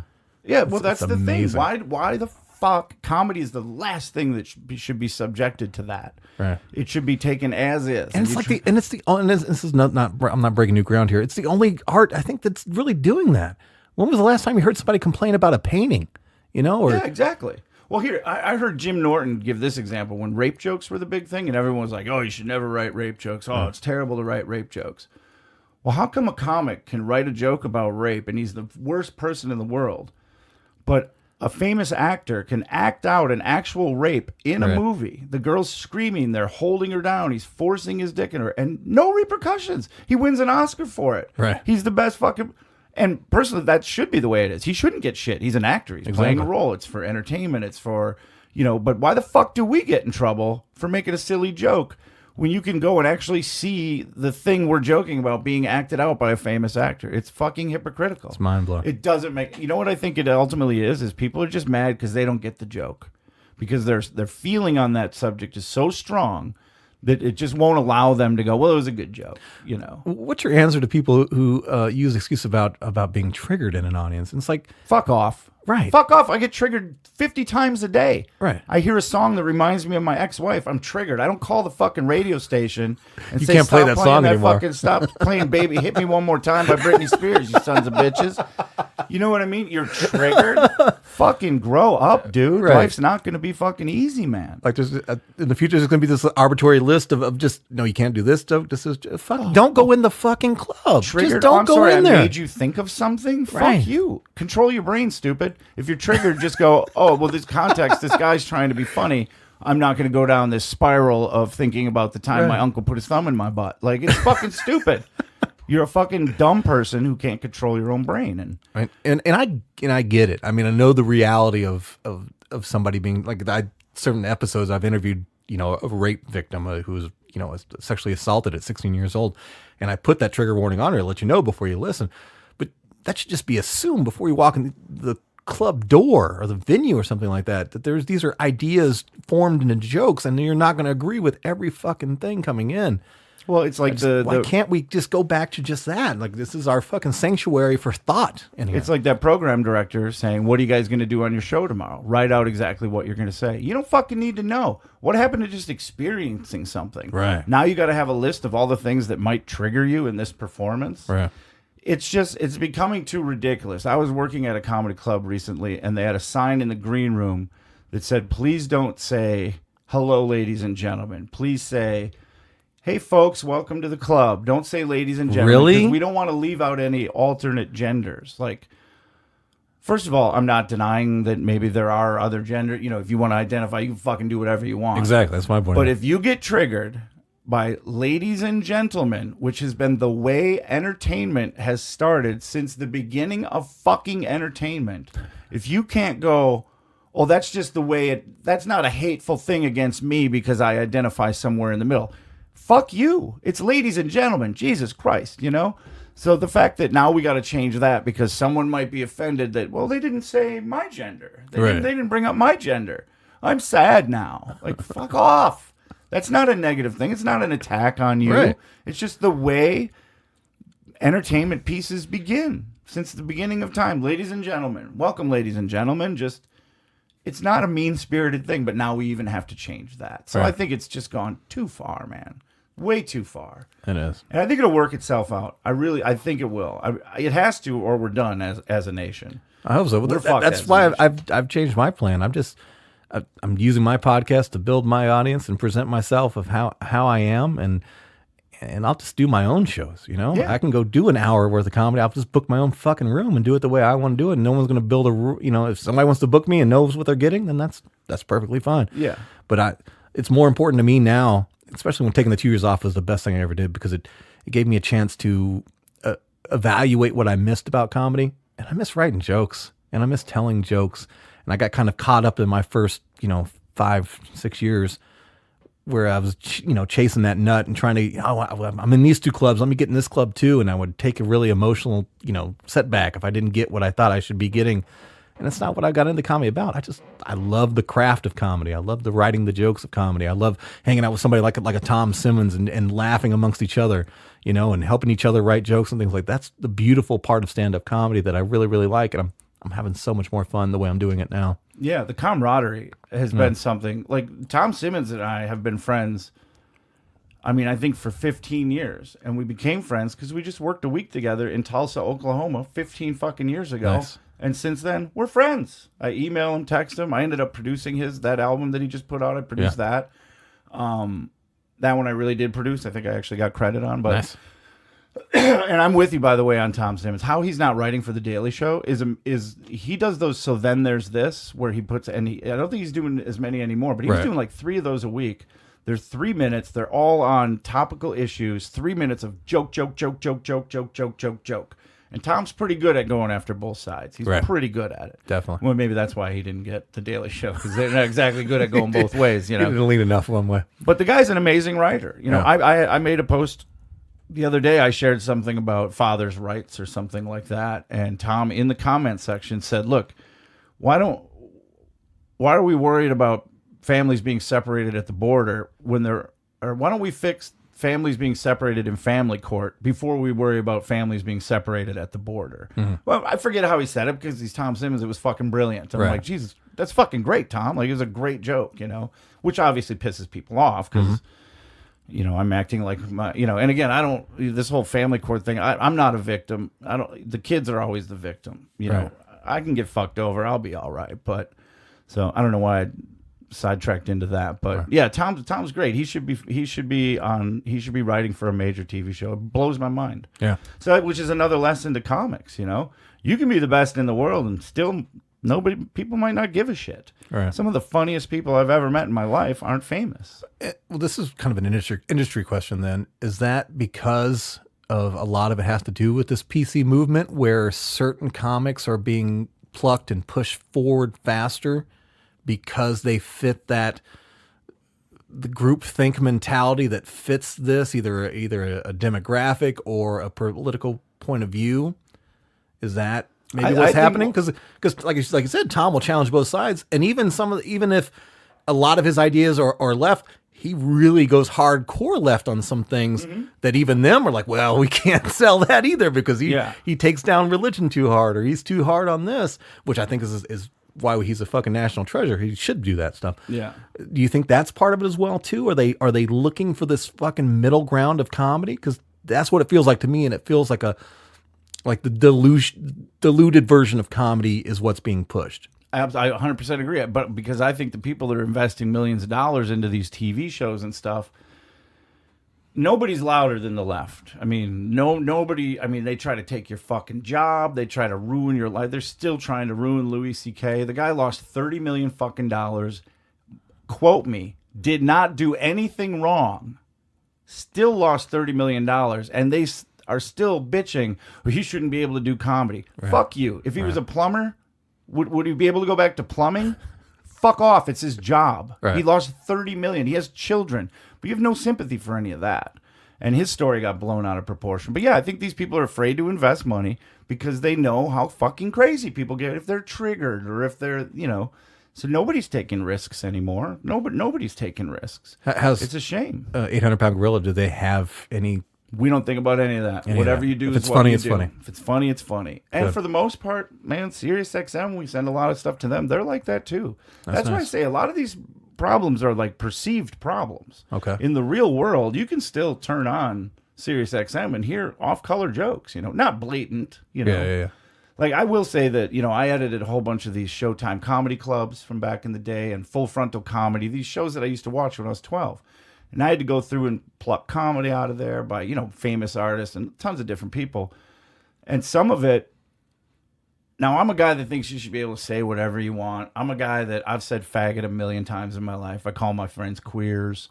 You know, I have friends that are gay. I would never say it in a derogatory way. Again, intent. Exactly. Like my friend Steve, I accuse him of being gay all the time. But the only reason I do is because he's so homophobic that every time I say it, he's like, dude, I'm not gay. Like, he gets mad and feels like he has to be macho enough to show me he's not gay. And I think that's funny that he reacts the same fucking way every time.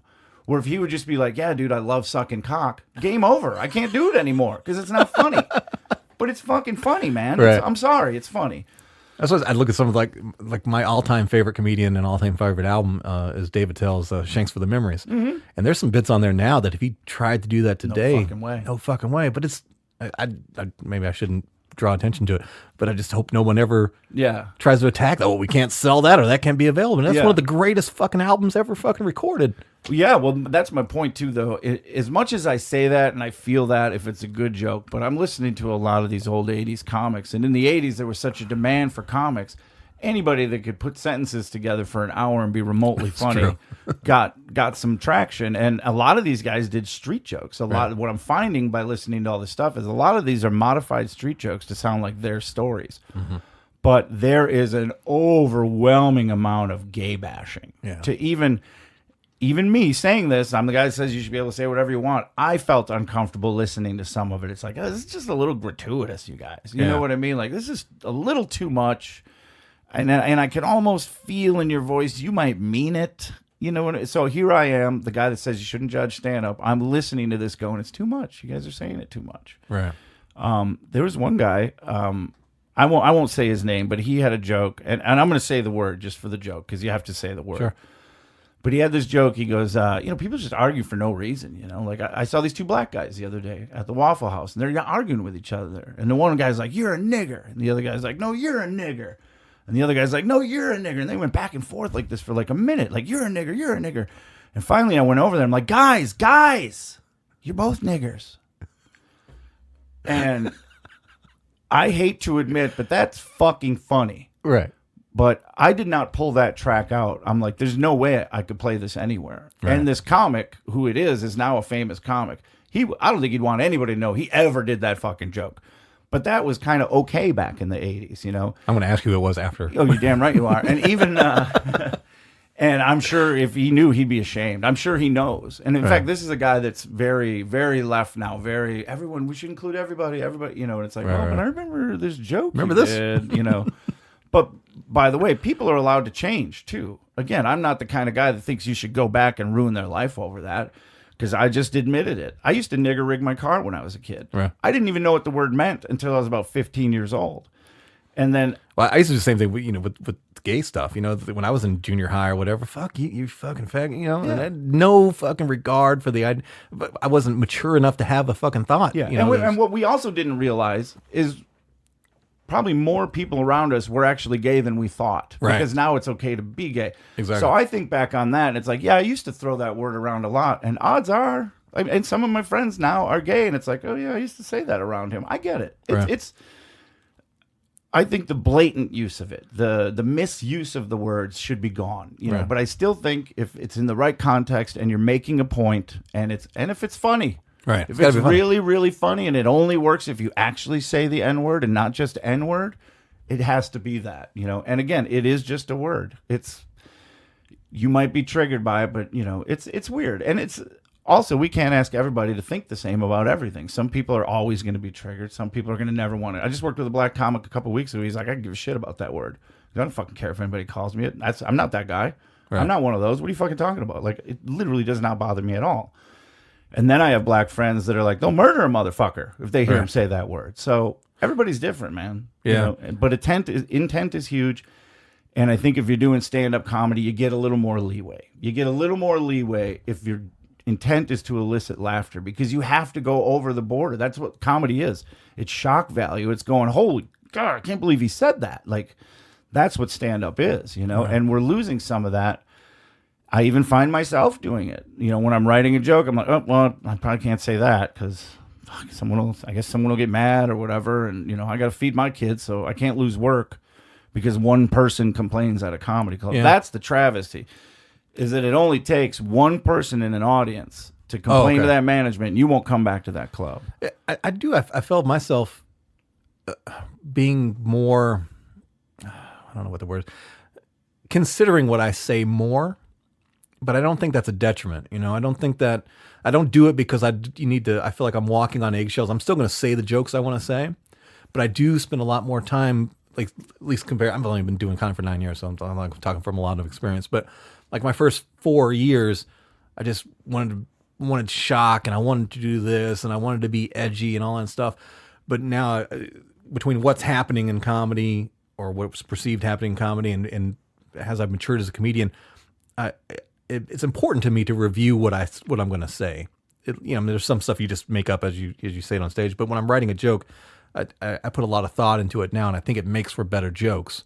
Well, because I do try to make it more presentable to it broadens your audience. Yeah, you can appeal to more people. But there is such a thing as going too far that way. That's true. And I would say I see a lot of comics doing it now, like with the hashtag. They'll do their hashtag Me Too joke, and it's like, come on, fellas, you know, we got to do better. And they're white knighting on stage. Yeah, comedy, you can't be a fucking white knight in comedy. Like, you can say that if the joke's funny, I get it, But there's just people go too far that way. Like, hey, look at me, everybody. I'm the nice guy. And you guys, we should be ashamed of ourselves for the way we've acted. And I don't think men should be bashed as much as they are. I mean, it kind of annoys the shit out of me, to be honest with you, that men take so much shit. And, I don't want to be another guy to be like, yeah, no, I'm a white comic, so I can't get work. And it's like, Bill Burr, well, he's a redhead, but he's a white comic. He's the fucking best in the world right now. So, I mean, it's not really an excuse. If you're good, you got to be good. Right. Guess what? They're letting everyone else in now, so now we got to be even better. So look at it as a good thing. It just means you have to write better. You step your game up. That's what. But you can go too far the other way, and it can be gross, where you're just trying to fucking please people too much and saying things you don't mean, and I think it's something to be appreciated. For right or wrong, comedy has always been a reflection of the culture. So if indeed culture is taking a swing too far one direction, of course comedy is going to reflect that. And it's where you're at, when you're what time frame and what point of history you're at as a comedian. You just kind of have to ride that wave a little bit and work within that, because to a degree culture dictates us, right? Yeah. Well, but now we have better tools. Like Nick DiPaolo just put out his special on his own for free on YouTube. He got a ton of shit because he's a right-wing guy. And he fucked up. And the graphics he used, there was a black guy that got killed. He was a Black Lives Matter protester, but he had gotten murdered. And Nick didn't know that. Nick didn't know he was using a photo of a guy that got murdered, know. So he got a bunch of shit for that. And he kind of apologized, which fucked him more. And he took a lot of shit, but the point is, you can still have that voice. You're not going to get the mainstream love right now, but with so many different avenues with podcasts and the fact that comedians can, what I do for the label when I record albums, you guys can figure it out pretty easily on your own. It's just multiple microphones. It's a mixer. It's pretty easy to, you can create your own stuff now. You have the ability. Nobody should rely on networks. Joe Rogan's showing us that. Right. I mean, Joe Rogan, I read somewhere the other day, he makes $100 million a year off that podcast. Jesus Christ. $100 million a year. No boss. He says faggot. We were talking about that earlier. He still says faggot because you know what? They can't take him down. And he doesn't mean it maliciously. Everyone knows he doesn't mean it maliciously, So we still have guys like him that are like, no, you can still say what you think. And yeah, people are going to get pissed, but they get pissed. And, so there's other avenues, man. You could still find dirty, disgusting, horrible comedy. I've always liked the dirtier the better, man. Right. Like, I'm a comic. It takes a lot to make me laugh. I sit and edit all these old shows. I rarely laugh. Every now and then I'll laugh. And one time one of the founders came out. He's like, what was it? What got you? What got you? What finally made you laugh? I'm like, I think he just said retarded. Or he said retard or something. And it just fucking triggered me to laugh. You know what I mean? It's nothing negative about people with disabilities. It's just, I heard the word. It's a funny word. It made me laugh. And it happens so rarely that my boss ran in and was like, what got you? Because nothing makes me laugh anymore. So it has to be shocking to make me laugh. That's just my sense of humor. And I like it. And I will say that I do get triggered a little bit too. When people talk about child molestation and stuff like that, I didn't give a fuck before I had kids. I could listen to those jokes all along. I could listen to kids getting kidnapped, hear these stories, never bothered me. But I have kids now, and it hurts my heart. Like, I'll hear some of my good friends, they have jokes about kids getting molested and stuff, and it does bother me. It does trigger me. But you know what? That's my thing. Right. And I go, you know what? I don't hold it against that guy. Sometimes I still even laugh, but it still makes me feel weird. But I just deal with it. That's just a thing that I don't think is really funny now. But I would never say you couldn't do it. I would never complain if I heard it. I would just take it in and deal with it because I'm a fucking adult and I know how to use my brain. And I know how to not let shit bother me like that. The fact that you would write a letter or type an email, you were so mad. You would go home and, I'm imagining these people getting mad. They got like a Dell. You got to wait for that thing to warm up. You're going to go to all that trouble to send an email. For what? Right. It's like people that write bad Yelp reviews. Fuck off. Go die somewhere. Oh, the service sucked. Maybe you're an asshole. Right. Maybe you're a fucking asshole and you shouldn't be on here trying to ruin this business. That's the thing. Everyone wants results. They want to ruin people. I want to find out who came up with the phrase "the customer's always right." I would choke them with my bare hands. I swear, because it's absolutely not true. I wanted to ask you just one more kind of comedy industry thing, and then I want to kind of turn the last part of the podcast over to you to talk about what you want to talk about as far as your family side of things. But from what you haven't been working for the label that long, but you have a lot of professional history and a lot of experience with the label, what you've done thus far. To new comics or comics who are getting to that 8-year point and considering recording an album, doing that, what's the best approach now, do you think, as far as either attracting a label's attention? Should they solicit themselves to them, or if they want to do it independently? What do you have any thoughts on that as far as the career decision making point? Well, obviously, I would say you should submit it to our label because we're the best, and we'll do more for you. But Right. I also tell people when they ask me about it, I say, you can self-release. You can do CD Baby like you did. There's nothing wrong with that. I would just say pay attention to the quality. Make sure you do it well. But again, this equipment is all readily available. There's more guys like me that know how to edit. I could name 6 or 7 of them right now that they could edit it for you. Right. It can be done. I would just say that for the most part, is the big thing we have is you have to have something clean. You have to have some clean stuff on there. You can be as dirty as you want, but there's a lot of money to be made in clean comedy. Right. As far as like on Sirius XM, they have sort of a deficiency of clean comedy. So clean comedy does better. If I told you the money that Jim Gaffigan makes, it would blow your fucking mind. I'll tell you that after the show too. Okay. But also for promotional reasons, like especially with the way they're clamping down on everything on Facebook now and on YouTube, and people are getting kicked off. Like for the promo videos and things that you want to play on those platforms, you kind of have to skew a little bit cleaner. You know what I mean? Because being dirty and being super offensive on those platforms isn't going to do well for you. The algorithm's going to downgrade you, and you know what I mean? I don't know how all that shit works, but it's just better to have. And I think like the first 8 years of my career, I was pretty much clean, pretty squeaky clean. And I'm dirty, but people tell me I'm clean dirty. I'm dirty, but I'm not offensive. I'm not up there, and then I fucked her in the pussy. Right. I say vagina. I say wiener. You know what I mean? I'll say butthole. I'll say things that are, you know what I'm talking about, but I'm trying not to trying to silly it up a little I'm bit. not saying cock. Yeah. You know what I mean? So I'm not blatant about it. So it's like a fun dirty or whatever. But you should always be able to work clean and dirty, man. That's a good exercise as a writer, as a comic. Like, 'cause you look at the bit and you go, do I need to say fuck in there? What happens if I don't say fuck?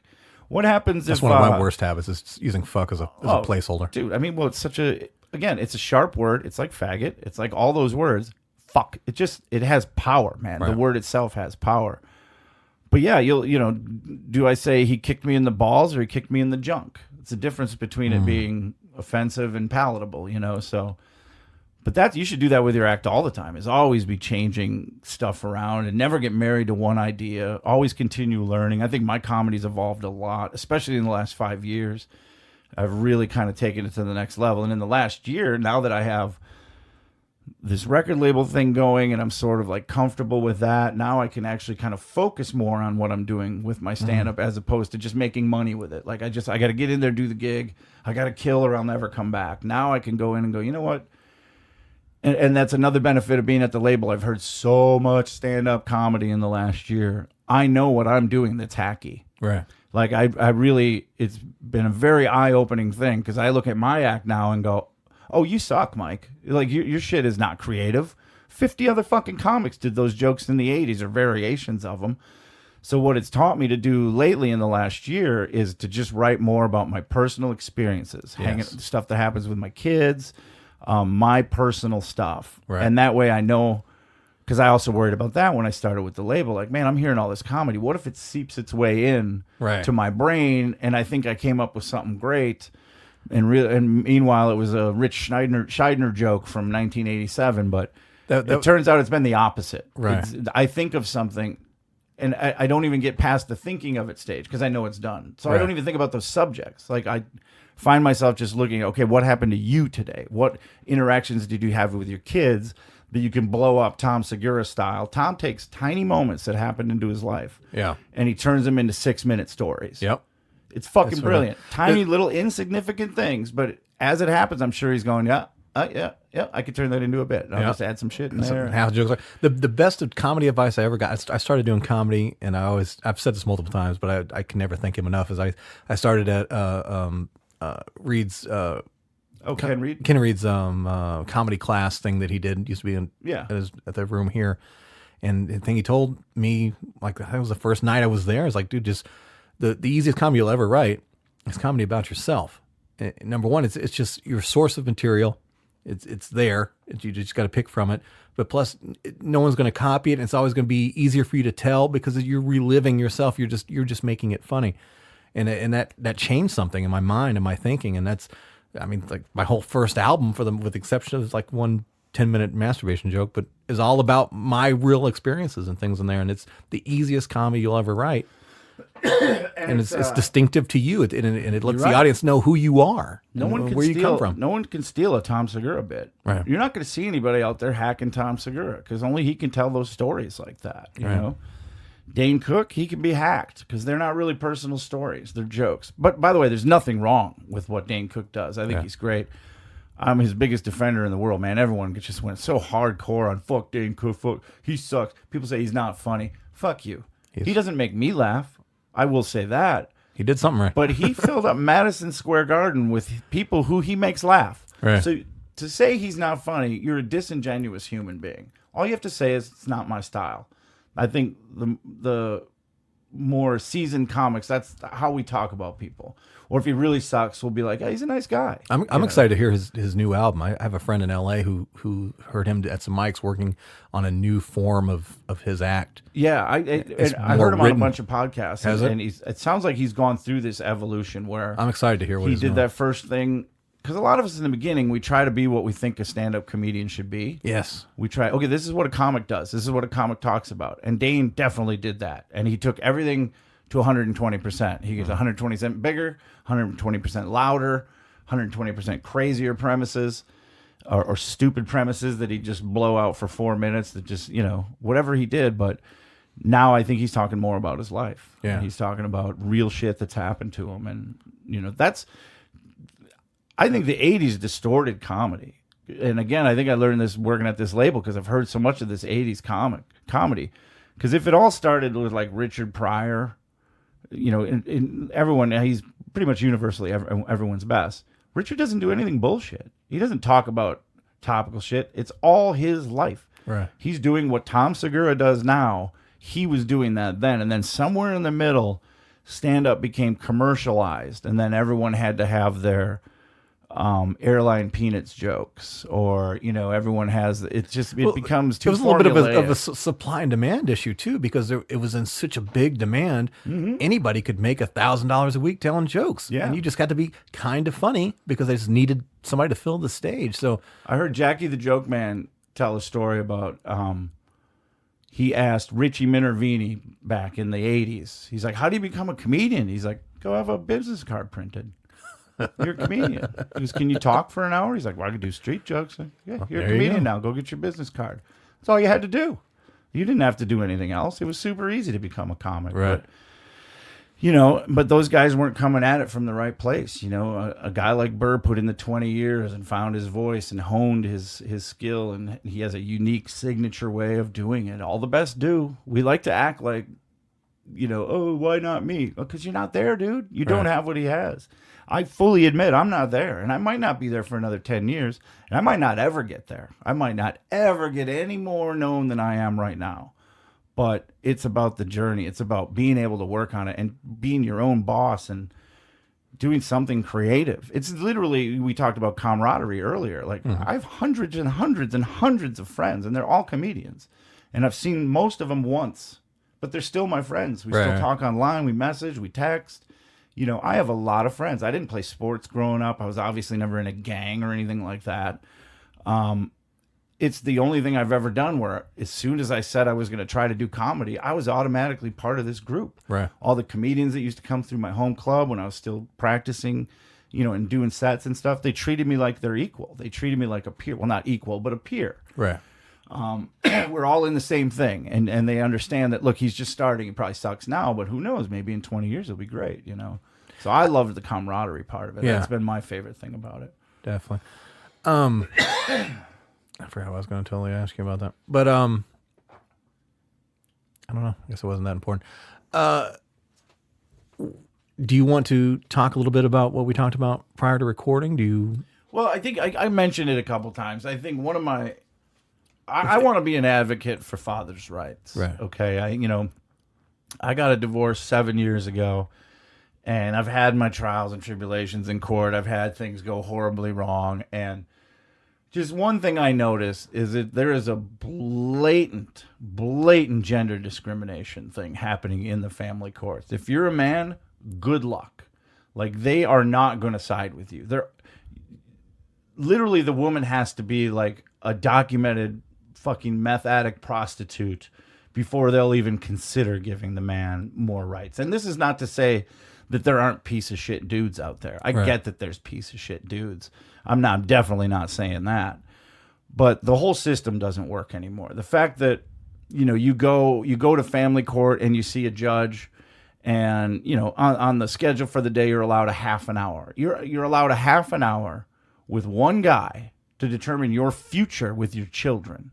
Your future relationship with your kids is determined by a guy who still sits 3 feet higher than everyone else, wears a fucking black dress. I mean, they might as well be wearing the fucking gray wigs. My buddy calls it the moo-moo. It's such a fucking archaic system. If anything, it should be a jury. It should be 10 people that goes, no, I feel like she's being a cunt. Right. He seems like he's being a cool dude. Like, but you don't get that because it's the lawyers that argue. And I noticed early on that nothing in I didn't know that. Nothing in family court is ever done in front of a jury. Nope, never. It's always a single person. And holy shit. As far as I know, the first judge you get, that's your judge forever until those kids are fucking 18. To get a different judge, you have to find that there was intentional misconduct by the current judge, which you're never going to do because he's judged by his peers. And it's all come around, they all work together. And the idea that, these judges and lawyers, they're all friends. It's like the thin blue line of judges. Absolutely. Yeah. They're all friends. I had this one lawyer that I had for my kids one time. He told me about these parties that they have. They rent out hotels, and the lawyers get together and do it. And they invite all the judges, all the district attorneys, all the other people in the courthouse to these hotels for these fucking huge parties.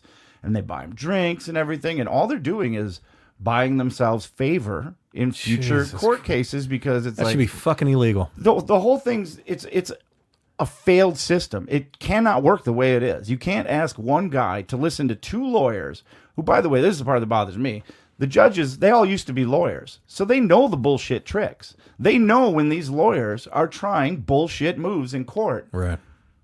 But they just ignore that and they let it happen and they act like they're being neutral, and it's the whole thing is gross, man. It's gross. And the ultimate thing that bothers me is the kids are the ones that are screwed, And this is, my parents got divorced when I was 5, and my dad, he had 4 kids, and it didn't take long. He got behind on child support, and it didn't take long where he was going to have to go to prison. So he left, and I didn't see my dad for 20 years. I didn't see my dad again until I was 24 years old. I lived with him for like a year from 15 to 16. But then I came back. So other than that, I didn't see him at all. And I'm not saying he didn't owe that child support, but there just needs to be a better way to figure things out. There just needs to be a better way than, you didn't pay your child support, go to jail for 6 months. Well, how the fuck am I going to pay my child support? Now when I get out of jail, you just dug the hole deeper. I'm 6 more months behind on my child support. And if I miss one more payment, then I get 2 years in prison. And how is that helping my kids? And just to clarify, and I'm speaking for you, but I assume it's what there are some fucking shitball dudes who make children and just fucking walk away from them. And and this is, but it can't be looked at and through the same thing. It's got to be and there needs to be more seeing how the kids act when they're with their parents, like maybe going to the house and seeing how they live. Right. So this judge has an actual educated view. So one person can't come in and say, I read about this guy because I follow this. I think it's the Father's Rights Movement on Facebook, and it might be one that I might unfollow soon because it puts me into this negative thought spiral, and I get so fucking mad about how unfair the system is and how so many people get screwed. And by the way, women do get screwed too. Yeah, but it's very rare, very rare. But they posted this thing. He posted this thing the other day that 23 men kill themselves every week because of divorce issues, because of not being able to see their kids. That's it's crazy. A fucking real thing, dude. These are our children. And some guy in a dress that sits 2 feet taller than me in 20 minutes gets to determine how much I get to see them. And then if the woman hires a lawyer and takes the man to court, well, if you can't afford a lawyer, you go by yourself, you're not going to win because her lawyer's doing all the lawyer tricks and you don't fucking know what's happening. Right. So you say the wrong thing or you just say nothing, and then the judge acts like, well, I'm partial. This side did prove their case. He didn't prove his side. Well, yeah, because I'm not a fucking lawyer. I don't know how to play the fucking game, and I don't have. It's fucking expensive. Like, it's insane. I heard about this other guy. It was a two-year battle. He wanted to get his child support lowered, and he wanted to get more placement time with his kids. Took him 2 years, $20,000 in lawyer's fees. His child support went up, and he lost the day with his kids. Jesus. If he'd have left it alone, he would have been paying less and had his kids more. But he tried to get more, and he ended up getting less and getting fucked. It's fucking broken, dude, and it bugs the shit out of me. And I'm not even acting like I'm a big victim of it. I get to see my kids every week. I'm really one of the lucky ones. But I definitely noticed along the way there's a clear gender bias, You file contempt charges. I was actually going to look it up this morning because I was going down this thought spiral again. How many women are actually charged with contempt of court in the family court system? I bet it's a very low number compared to how many men, because it's just a given that they don't want to take the kids away from mom. Right. They think it's the end of the world if mom has to go to jail for 3 days. But at the drop of a hat, they'll put a man in jail for fucking 6 months. Just like that. Like, yeah, okay, yeah, he owes the money, but his children aren't going to see him for 6 months. Do you think this is baffling? Is this the way the laws are written, or is this a cultural perception problem? It's a cultural perception problem. Because it wouldn't matter what the way the laws are written anyway, because I don't know if you know this, but family court judges can fucking make up whatever they want. They don't have to follow Constitution. They don't have to do anything. They don't have to do shit. Is there not a guideline of... Nope. It's at their discretion. Family court judges, everything is at their discretion. You talk about a power trip. First of all, who wants to be a judge? Who the fuck is that person that wants to... determine the future of other people's lives? And the fact that he gets to just ignore laws and ignore constitutional rights and just... I wouldn't trust anybody that wants to be a judge. You're a fucking egomaniac. You're a fucking maniac. If you want to have that power, are you kidding me? I wouldn't want to fuck anything that affects the rest of your life. I'm not even going to have that discussion. I don't want to steer you wrong. I don't want to fuck something up. So I don't trust a person that wants to be a judge in the first place. I don't trust I don't understand why lawyers, how they can go in there and just blatantly lie. And by the way, that's the other thing too. You're not given time to prove that what they said was wrong, because you have to, the woman's lawyer can say 10 minutes worth of bullshit about you. He hits the kids, he pushes them downstairs, he never feeds them and all that. But you have your thing. You came in there to get her on this stuff. Well, she's not letting me have them. But what happens is you get sidetracked and you go, well, that's bullshit, Your Honor. I feed my kids. I did it. And you end up wasting all your time trying to refute what they said. But there's no burden of proof in the family court system. That's crazy. They don't have to prove anything. It's what the judge thinks. It's his interpretation. That's terrifying. Therefore, I had no clue about this. And the fact that lawyers all judge each other. If you file a complaint against a lawyer, it goes to like the board of lawyers. All the guys that go to those parties at the hotels with them, they're the ones that are going to decide if there was misconduct. So how often do you think they really find that there was misconduct? It's not a winnable system. It's terrible. And it costs money. I think of all the money my ex-wife spent, all the money I spent, we could have put our kids through college. And a lot of it, I don't blame my ex-wife for almost any of it, because I think she gets steered by her lawyer, because her lawyer says, well, you got to do this. Well, you can't let him get away with that. Well, you got to do this, or in the future he'll do this, so they steer them and they act like they're their friends, but really she's just making money. They're just trying to acquire more billable hours. It's like the guy at the when you take your car in, he's like, yeah, your wheel bearing's getting bad. Like, it probably would last 30,000 miles, but maybe you should get it done. They talk you into shit. They're trying to pay for that beach home, and all the lawyers know each other. That's one thing I noticed early on. I hired a lawyer, and then the next day I talked to him. He goes, well, I called her lawyer and we talked for an hour. I'm like, what the fuck are you talking to her lawyer for? Right. Because they're making deals. They're going, all right, well, she wants this. Well, my guy wants this. Well, you give me this, and then I'll give you this. And then it's because that's their friend. They go to these parties together. They hang out at the bar. They do blow in the fucking bathroom together. It'd be like you and me as comics. Right. I wouldn't want to fuck you over. You wouldn't want to fuck me over. And that's how they do it. It's the same. It's a broken system. It cannot keep going like it does, because 23 guys a week killing themselves because they can't see their kids. Some fucking guy believed a lawyer. It's fucking madness, bro. It's so sticky because you can cite 100 stories of where parents have used, either parent has misused their parental powers or used kids, held them over the head of the other parent to manipulate them in some kind of way. So I get why there's the need for that, but you're absolutely right. Especially something like that. Of all areas of law, a family, a father and a child, and I'm speaking of somebody who doesn't have any kids, you just can't be so willy-nilly about that. There's got to be a more humanistic approach to it, a more realistic approach. It's a gender bias. That's why, feminists, you could suck my fucking dick while you cut my balls. This would be a t-shirt, feminist. Because I'm fucking tired of the whole, women this, women that. Okay, come with me to the family court system on Monday then. I'm going to protest. Are you going to be there with me? You want everything equal? It should be equal for men and women? Come protest with me. Oh, right. You won't do that because women already have the upper hand in the family court. And no one gives a shit, dude. No one gives a shit. Because this country, it's impossible for them to see men as victims. Right. Because supposedly we control fucking everything and everything's fucking easy for us. But look, man, some of us want to be with our kids. And again, I'm real lucky. I see my kids 3 days a week. I get one weekend a month. I mean, I'm good, man. I see my kids a lot. Would I like to see them more? Yeah. I would love to see them more. But we also, it's 2019. I can FaceTime with them. They text me all the time. We send each other funny memes. I'm good.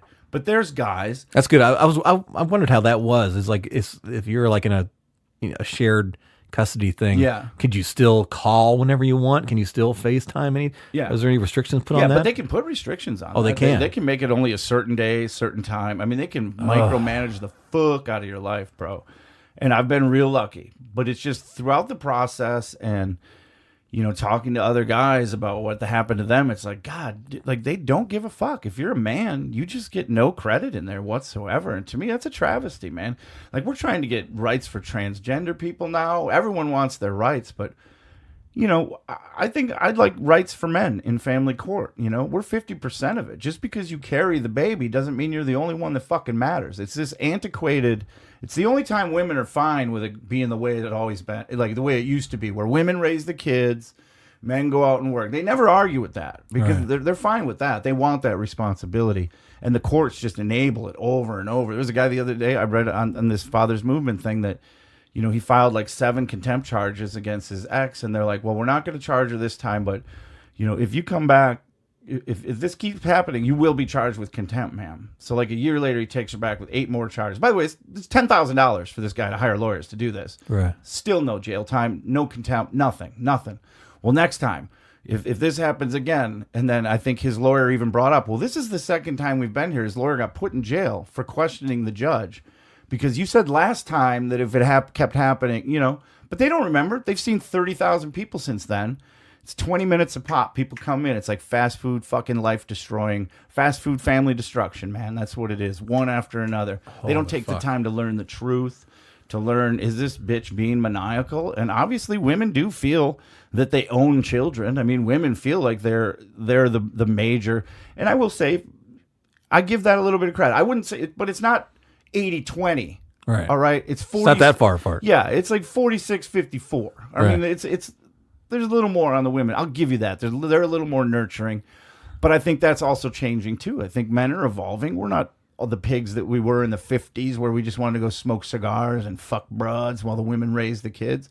Guys want to be with their fucking kids now. I had children to be with my children and to raise them. That's why I had them. Right. The fact that some guy in a dress can take that away from me or any other man with the snap of a finger is completely wrong. It's completely wrong. It's immoral. And the only victim, well, not the only, but the major victim is the kids, man. Because they get raised with these false views of their parents because they're in all this trouble. And, and I can't speak for my ex-wife, but I know that I never badmouth my ex-wife in front of my kids. I never have because I don't want them to have a negative opinion of their mother. Why would I want that? Why would I ever want them to think badly of their own mom? Like, I don't want that. So I defend her all the time. I demand that they treat her well and not be disrespectful. And, I try really hard not to say nasty shit about her, which I think most people do, or most people should. You should be fucking doing that. Right. You shouldn't put that on a kid. My parents got divorced. And I heard for 20 years what a fucking piece of shit my dad was. My mom used to tell, what a fucking, he ran away. If he cared about you, he'd pay his child support, all that shit.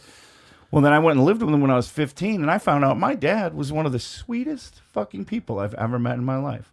Nicest, most friendly, happy to help out anyone. Stopping, your car's broke on that side of the road. He's the guy that stops and, let me see if I can hit you. I'll give you a ride to town. Come back out. Like, my dad was literally the fucking sweetest person I've ever known.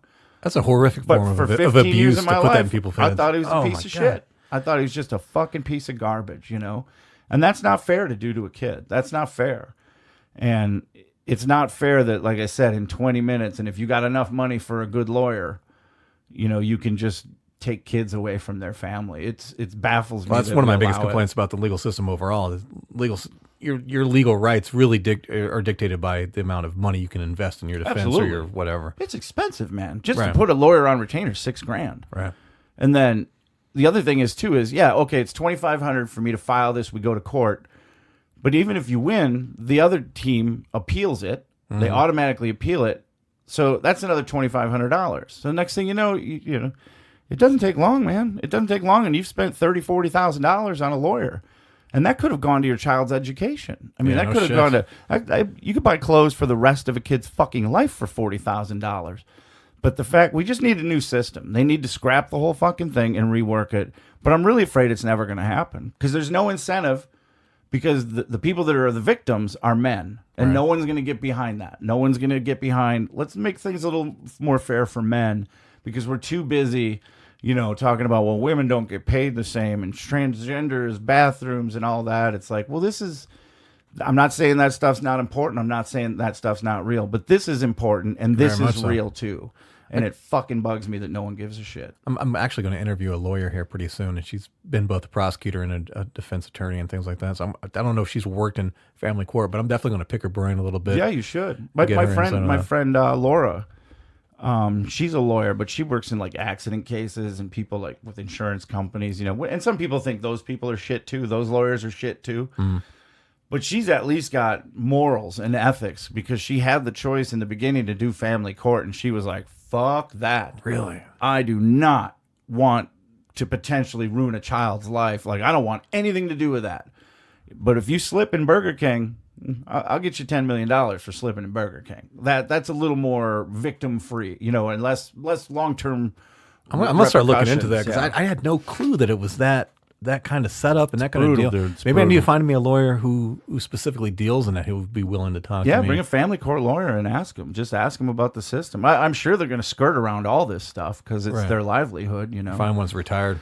But I just don't understand how they sleep at night. You know, some of the things they've done in court, and then I'm just at night, like I'm out of my mind, and I'm like, she's over there in her big house, just sleeping like a baby. Made another $2,000 a day. You know, I just don't understand. Well, people well, that that's can do my that. perception of the whole legal system, and when we talk about law enforcement issues and things like that too, is like you forever alter a person's life with this legal system, and there's no clear fairness anywhere through it. I mean, again, it's there's about not. dollars It's and money. power. It's money, Yeah. man. all it That's is. why do you think more black people are in jail? Because they have less money to invest in their defense. There should be equal amount of white people in there, probably, and maybe black people commit more crime. I don't know. I'm not a stats guy, but my point is more often than not, white people can fucking afford to get a lawyer. Because like you heard the number I just said, it's Right. fucking $3,000, $6,000 just to get a lawyer. I didn't have that money. I had to borrow that money from my mom. I'm in my 40s.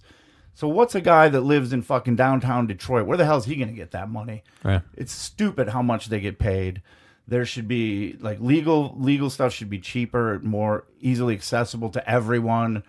And by the way, the cutoff for getting a public defender, and by the way, you can't get a public defender for family court. If you make no money, you can't get a public defender. That's What only the for criminal charges. If you can't afford a lawyer, I'm never going to have a kid. if you ever. can't afford a lawyer for family court, you're fucked. Because you do not get a court-appointed one. It will not happen. It's the most wrong system in the world. And just like I said, the fact that the judges don't have to follow any laws. They can just make shit up arbitrarily, ignore amendments to the Constitution, you know, put gag orders on guys so they can't talk about shit. Like literally taking away First Amendment rights. And it's...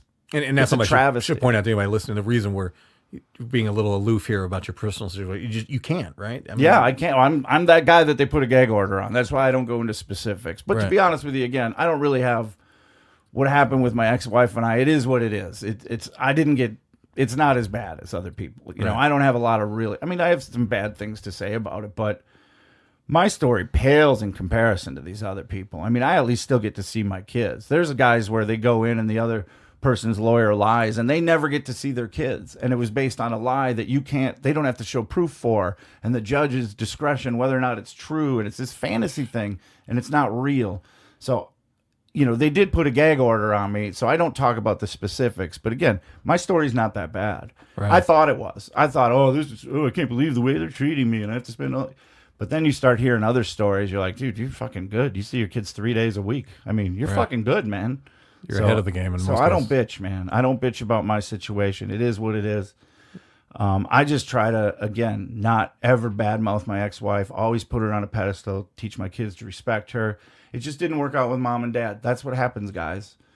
Guess what? The first person you date, you're probably not going to stay with. You're going to probably break up with a bunch of people. I mean, it's what happens. People change. And so I try to approach it like this with my kids. But I know there's a lot of guys out there that are telling their kids, well, fucking your fucking mom. Well, if your fucking mom this, and she wouldn't be fucking this other guy. And like, I've heard that too. That's God. I mean, I've been around friends who've had that kind Yeah. of situations. It's like, That's just don't do terrible. that. It's I mean, even terrible if for it's them. completely true, don't alter their Why would you perception. do that? You look at I look at my kids. They're the most precious things in the world. These little malleable, defenseless little people. I would never, ever put something like that in their head, knowing that when they go to bed at night, they're thinking about it like I did when I was 6, when my dad left and my mom told me he was a piece of shit. And I'd lay in bed and go, oh, my dad's a piece of shit. But I'm half of him. Right. Am I going to be a piece of Yeah, shit? they don't look at it as just, oh, there's something wrong with them. That means, well, Yeah, by default, that's something's wrong with me. Yeah. And my dad's not here. It's because he doesn't love me. Like, that's what I thought when I was a kid. But no, my dad loved me. It was just real simple. If he came back, he went to prison for 20 years. So he either lives for 20 years somewhere else or comes back here and lives in a fucking prison. So, and luckily later on in life, my mom finally went to the family courts and everything with him, and they agreed. I think she agreed to like a real small sum of money. Like he owed her hundreds of thousands of dollars. You're talking 20 years of not paying child support on 4 kids. Wow. And she worked it out where if like he gave her a small sum of cash, everything was dropped, and he was allowed to actually come back to Wisconsin. So I got to hang out with him like and then he died of lung cancer. He couldn't even enter the state? No. What? No. And this is like nowadays, when I owed that money, if I'd have taken off, they'll come get you. But back in the 70s, mid 70s, early 80s, they didn't go get anybody. They weren't extraditing people. The system was even worse back then. Right.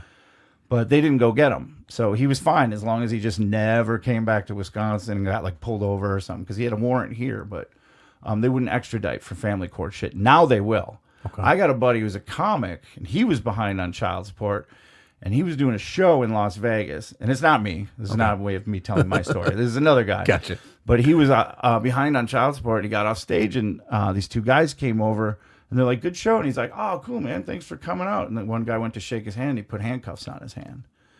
And they arrested him, and they put him in a fucking van and drove him all the way back to Maine, I think it was. And it took 3 days because they had to stop other places and pick up other deadbeat guys. So they'll fucking come get you now. They will come get you.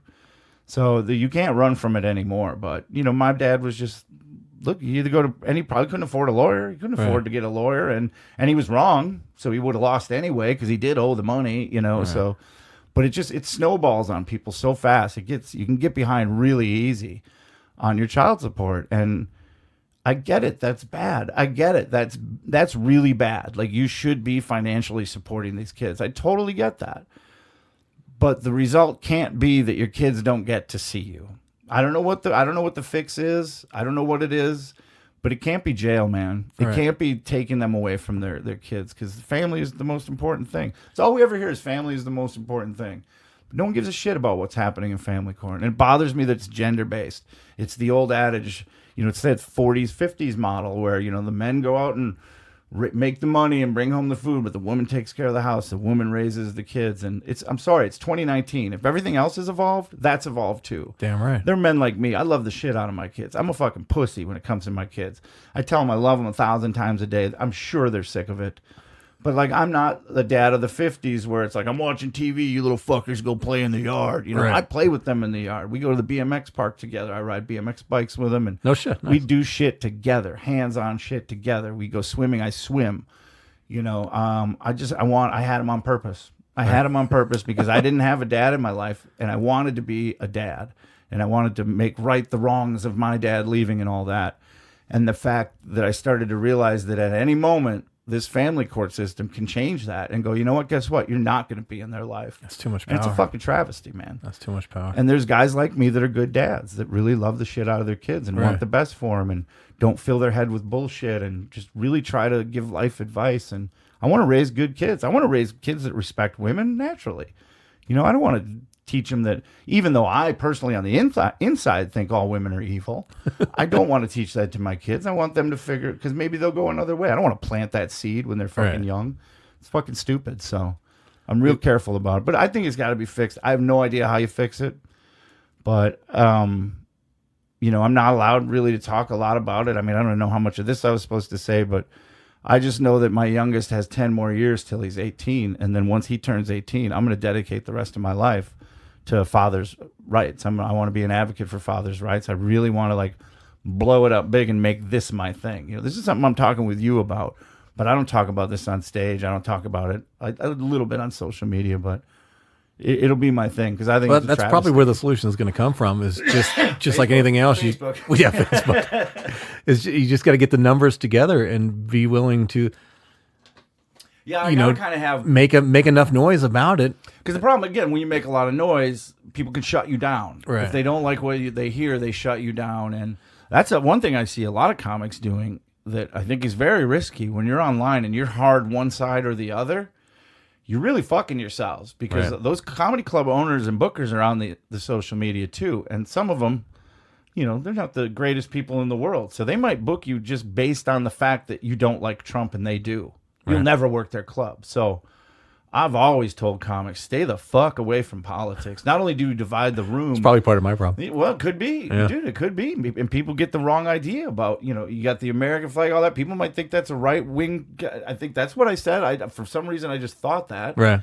But then I thought back, I was like, well, Tom Simmons and him agree on a lot of stuff, and Tom's more left. So I was like, maybe I don't know what I'm talking about. But you see an eagle. I mean, for Christ's sakes, this thing opened with a, you know what I mean? So you might get taken the wrong way, but, it is what it is. It's a risk I'm willing to take. Yeah. Because if you're not, willing to dig a little bit deeper and get some understanding or just, hey, have a conversation. You know what? I don't really want to be affiliated with you. Yeah. It's just that when people can hurt you, that's where I worry. Is like they can. And again, why I'm enjoying my process better now because I'm doing it on my own. I'll do my own thing. My album, I produced that show. Yeah. I did everything. Yourself, man. Doing it all myself, and I'm having a good time doing it. I don't. And again, like you said, to wrap this whole thing up, you got to do it on your own, and then people start to notice you're doing it on your own, and then they want to help you. That's when, it was a few years ago where I went to book this club once in Utah, and they're like, "Well, how many followers do you have on Twitter? How many Instagram followers do you have?" And I was like, "I don't know, fucking none. I don't know. I don't do that shit." And they're like, "Well, we only like people that have their own following, right? People that can fill the room." And I go, "So you want people?" To do your job? People are going to come to see on purpose, but you're only going to pay them $600. Why would they let you make the money? If I have people that will come see me on purpose, I'm going to do my own show. Exactly. So they were fucking idiots. I'm like, what are you trying to do? So you want semi-famous people to give you money for no fucking reason while you give them $600 for a weekend at your shit club. You don't want to do nothing. You just want to automatically be the middleman and take your cut. That's bullshit. You got to earn that shit. That's what I saw, man. It's build your own audience, make your own following. I mean, it's been done in music. It's been done in everything else. I mean, it used to be the way you did it. Right. Before social media, I mean, I'm just thinking like BB King, all these guys, you know how they got big? They went out and fucking did it every goddamn day. And eventually people figured it out. Right. But for every BB King, there's 100 other guys that can wail the fuck out of a guitar and never made it. Right. So you got to keep that in mind too when you get into the business of stand-up comedy is it's a lottery, dude. It's a lottery that there's a good chance you're never going to win. Right. But that's why you have to readjust your goal. And one of the ways to absolutely not win is to not do anything. To not do it at all. And just wait for it to happen. It's not going to fucking... Yeah. They don't have the money to spend. There's not budgets to develop comedians. Yeah. They're not going to like, oh, yeah, 10 years from now, you're going to be great. No, for 10 years, fucking build a fucking following. Yeah. Put numbers together. Communicate. Dude, I've just started talking to people. Like, hey, I'm into comedy. I'll go to people's to a fan page about podcasts, and I'll just start a conversation. Hey, you know what? I do podcast comedy too, and I'll send them a free copy of my album and things like that, and make a fan and get people to talk to me and interact with me and get them to know who I am. Doing the legwork and trying to put numbers together: 5 people, 10 people, 100 people. And it's working. Yeah, But and you gotta that's how you do it. Again, everybody that ever gets famous has been doing it for 15 years. So I mean, you got to build it. It's got to be organic. And if you're thinking about the wrong shit, if you're focused on, living in a house like Daniel Tosh has in L.A., it's not going to work, dude. You're never going to get there, man. You're focusing on the wrong thing. It's all about the work. It's about, a bit that you used to do 2 years ago, but now you got that fucker honed, man. Like, Right. you know all the ins and outs, and you thought of another 30 seconds to add to it. And that's what it's all about, is improving yourself. And then if the industry notices, great, but if not, at least you created something out of nothing. I mean, for 23 years, I've done this for a living. I fucking talk into a microphone Amazing. for 45 minutes a night, and I've done it for 23 years. I mean, that alone is an accomplishment, man. Right. That's what I tell people. New comics that ask me about advice is just make sure you love what you're doing. Yeah. Because- Well, if you don't love it, Because that might be the only thing you ever get out of it is just the experience of doing it. And that should be enough for you. Anything else is just extra. and it is a very exclusive group of people, very small group of people that are able to do stand-up comedy for a living. We're talking thousands, not hundreds of thousands, millions. There's a million fucking plumbers. There's probably 25 million plumbers in this country. Right. There's maybe 3,000 comics that make a living at it. Yeah. So if you can be one of those, you're in a very exclusive group, man. Right. And it's art. You're being creative. You're doing something with your life instead of working in a fucking a mill or something. All my friends out of high school went to work in the paper mills where I'm from, and they got good money, retirement and all that. But one by one now, all of those paper mills are closing because who the fuck uses paper anymore? I think email and text kind of put a big damper in that. Right. So all those guys that thought they were making the right move, I'll just go for this long-term thing. Although they do probably still have their retirement plans, but which is good because I have fucking nothing. I'm going to have to die on stage because I don't know what I'm going to do after. But, sometimes it's not always... I got a buddy in my hometown. We're roasting him this Sunday. He's been doing stand-up for 5 years.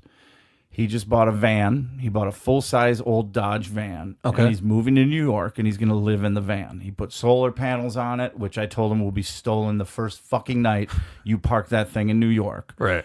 But he's got like a porta potty in there. He's got a stove. Like, he completely outfitted it. It's literally the dumbest idea I've ever heard in my life. Like, why not just stay with someone? Why not just stay on someone's couch? Maybe go out there a couple weeks at a time, dip your feet in. Right. So on paper, his idea to go to New York and live in his van is literally the dumbest fucking thing I've ever heard. But I told him, yeah, do it. If that's what you want to do, fucking do it. Right. Because you know what's going to happen if you don't do it? You're going to be a bartender the rest of your life. And yeah, I'm sure 3 weeks in, he'll be like, this fucking sucks. I'm moving back. But then maybe he'll reassess and go back out there and get an apartment or crash on a couch or something like that. And who knows what experience he'll have in that meantime that's going to transfer to something on the stage. And bro, who knows? Maybe because he's diving so headfirst into it, maybe he gets seen by somebody the first time he's there. Bert Kreischer told the story about how they did that story on him. He was the original Van Wilder. Rolling Stone did a story about they were going down to Florida to do a story about the #1 party school. And they ended up meeting Bert. Yeah. And they ended up doing the story about the #1 partier. It was Bert. Right. So he moved to New York after that. And within like 5 months of doing stand-up, Will Smith signed him, gave him a development deal, gave him a whole bunch of money because he was pretty good at doing stand-up. Right. So shit like that does happen. So who knows? Maybe this buddy of mine, Sean Patrick Moore, deciding to do this, maybe that's helping. Maybe the stars will align and the universe will reward him for his effort. And, Jimmy Kimmel's guy will see him on stage or, I don't know who the fuck it is. I don't know who's on the East Coast anymore. Jimmy Fallon, right? Fallon's still there. So yeah, you don't know. I mean, or he might just go there, not be able to get up at any open mics, get frustrated and come back. But the point is he's doing it. Right. So I told him, fucking terrible idea. Just literally the dumbest execution I've ever fucking heard of. Couldn't think of any dumber way to go to New York than to live in a car. You're literally going to die in that car. Plus he's had... or the very least it's going to get towed by the city. Yeah. Like he's had 3 heart attacks in the last year and a half. Jesus too. Christ. Because he's really overweight and he has a bad heart that he's known about since he was a kid and apparently thought it would go away. But it hasn't. He almost died at my house one night. He came over to play poker.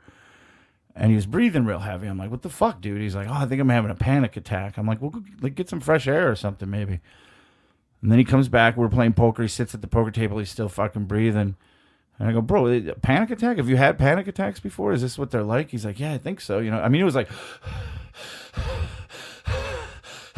he couldn't slow down. Holy fuck. And he goes, I'm going to go lay on your couch. And he got up and he walked out. And I go, you know what? Fuck you are. You're going to the hospital, go die bro. on my couch. You are not going to fucking die. I got drugs in this house. You are not going to fucking die. So I took him to the hospital. They said another 15 minutes, he would have been dead. He was having a fucking heart attack. That's why he couldn't breathe. So he's going to go live in a van in New York in this health condition. And he's lost some weight. He's lost like 30 pounds. He's on his way. But it couldn't be a dumber idea. But you know what? He's way farther ahead than most of other people because he's at least fucking doing it. Right. You know, he's not just settling for being a bartender. He's going to go for it. And sometimes I think that's what you need in this business. You got to really fucking want it, you know? Right. I really wanted it. I did not want to work a regular job. I wanted to work an hour a night. I wanted to be as lazy as possible in life. In the last 23 years, I've been really fucking lazy, man. I don't do a lot. And it's great. Right. And when I was 14, I was like, that'd be the way to live. And I've kind of done it. So, I mean, it is still work. You still drive a lot to gigs. But yeah, overall, it's an easy job. It's the most rewarding thing in the world doing stand-up, making strangers laugh. You know, it's like a drug.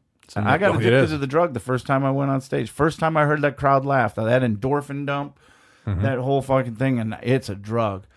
But it's better than heroin. It's better than all of these other drugs because those, your tolerance goes up for them. I always explain this to people. You're tolerant. You have to do more and more heroin to get a buzz. You have to keep doing it. I've been doing stand-up 23 years. I could do 5 minutes tonight on stage, and I would be just as high as I would if I did an hour on stage tonight. And it's the same high I got 23 years ago when I started. It never diminishes. It works every fucking time. Feels good every time. It's the perfect drug. And it is a drug. Like, I've sacrificed family relationships with it. Part of the reason my marriage probably failed in the first place is because I was gone all the time chasing this dream. So much like if I was addicted to heroin, I would let my family fall apart. You know, it's the same thing. It can be devastating. Like when an audience member thanks you after a show. I'm like, why are you thanking me? Beautiful. Dude. Yeah, but still, man, I mean, that can motivate you for more years. Because I think it was like 7 years in, I was in Milwaukee one night, and a lady came up after my set, and she goes, you know what? My husband died 2 days ago. But for the 25 minutes you were on stage, I didn't think about it once. And I just wanted to thank you. And like, I wanted to cry. I was like, I did that? Like, I mean, it felt fucking good for me too, but the fact that I did that for somebody, it's fucking powerful, man. You know, and you make people happy. What could there be a better job? You're making people happy. You're releasing endorphins in them. You're having this spiritual connection with an audience. It's the fucking greatest job in the world. But it's magical, man. But you have to respect it, man, and you got to put in the work. It's not going to come easy. It's a long, slow build. Yeah. But when you're done building it up, you'll be happy you did it, man. I have no regrets about deciding to do stand-up 23 years ago. And I'm glad it's working out for you now with the label and stuff. That's silver lining. It's fucking amazing. When I was 14, I ever thought I'd work for a record label? Like, that wasn't even my goal, but it happened. And again, it happened because I took the time to experiment and learn other things. Let me learn how to use equipment. Let me learn how to edit. Let me learn how to mic a room. You know, I did that myself. And because I developed those skills, years down the road, I'm presented with this opportunity. Oh, shit, I already have these skills. You guys need to hire me because I don't want to be the funniest guy at McDonald's. It all worked out. So I would always say, definitely do your own podcast. Do everything. Do everything. If somebody asks you to come sit in on a radio show, as shitty and dorky as you think radio is, do it. Do everything that takes you outside of your comfort zone, you know? And that's how you build shit, I guess. Awesome. Mike, thank you for taking time. I've learned some. I constantly have these conversations where, okay, I'm going to get this out of this conversation, and I get so much more. And half the stuff you talked about, I didn't expect to get, and it's been an amazing conversation. And again, congratulations on the job and the label in its entirety. I love the idea of what you guys are doing. Yeah, and awesome. If you got Sirius XM, make sure you listen 4th of July weekend. You'll hear that Carpe Diem album that I put together, which I'm super fucking proud of, man. Yeah, I'm going to promote that heavy for you on it's the really intro. Good. So yeah, definitely. Thank you, man. Thanks, man. Wow, right? How was that? Did you enjoy that conversation? Did you get a chance to get to know Mike Merryfield a little bit better? Or if you didn't know him at all, now you know him, right? Quite an interesting fellow, quite a good human being. I totally enjoyed my time I got to spend with him. I've known him for many years, but this is the first time I think I've ever met him in person. And we had a long conversation, and it was super fucking fun, as you can tell, right? Quick reminder, make sure you don't forget, where's my notes at? Yeah. Go to YouTube and subscribe to 800 Pound Gorilla Records, 800 Pound Gorilla Records, because, again, a reminder, free comedy is right there for you, right at your fingertips. Right. Also, make sure you like 800 Pound Gorillas on the Facebook, and make sure you follow Mike Merryfield on Twitter at Mike Merryfield, and on his Instagram, Mike is the big deal. Also, while you're on Facebook, please make sure you like the Filter Free America Facebook page. Please do that. And anything else? I don't think so. I don't know. Is that everything? Yeah. Oh, big thank you to simplewebsite.us as always, my one and only current sponsor for the podcast, but definitely in the market for other sponsors. Hint, hint, people with money. But yeah, that's it. That's the show. I'm going to wrap this up real fast because it was already a long episode. So thank you, the listeners, the people that makes this worth it, right? Because it's truly the only thing I'm getting out of it right now is human contact in the form of podcast listeners. So yeah, I appreciate that. All right, guys, enjoy your week. Enjoy the week, right? And embrace if you're in the climate right now, if you're listening to this in the warm climate like I am right now in the beautiful summertime of the Twin Cities, Minnesota area, enjoy the beautiful weather, right? Get outside, do something kind of like a thing called exercise, right? Get out there and walk, take your dog for a walk. And if you don't have a dog, take your cat for a walk. If you don't have a cat take your hamster for a walk, take your kids for a walk. If you have one of those, whatever you can walk, go walk, go do that. Go enjoy the sun, absorb fresh vitamin D, blasting into your body, but not enough where you get cancer. Take care of yourselves, guys. That's the point, right? Love yourselves, love each other, love your neighbor, right? Even if you got a dick neighbor like I do, I've got a really fucking ridiculous, crazy, kind of weird, super religious-y neighbor next door, and they always fucking walk up and down the street and they're always looking at my fucking windows and shit. Fuck them. But if you don't have a neighbor like that, fucking like your neighbor, okay? Because most neighbors are fucking cool. And yeah, man, spade neuter your pets and children. Keep seeking the truth. I love you guys. Talk to you in the next episode. Bye.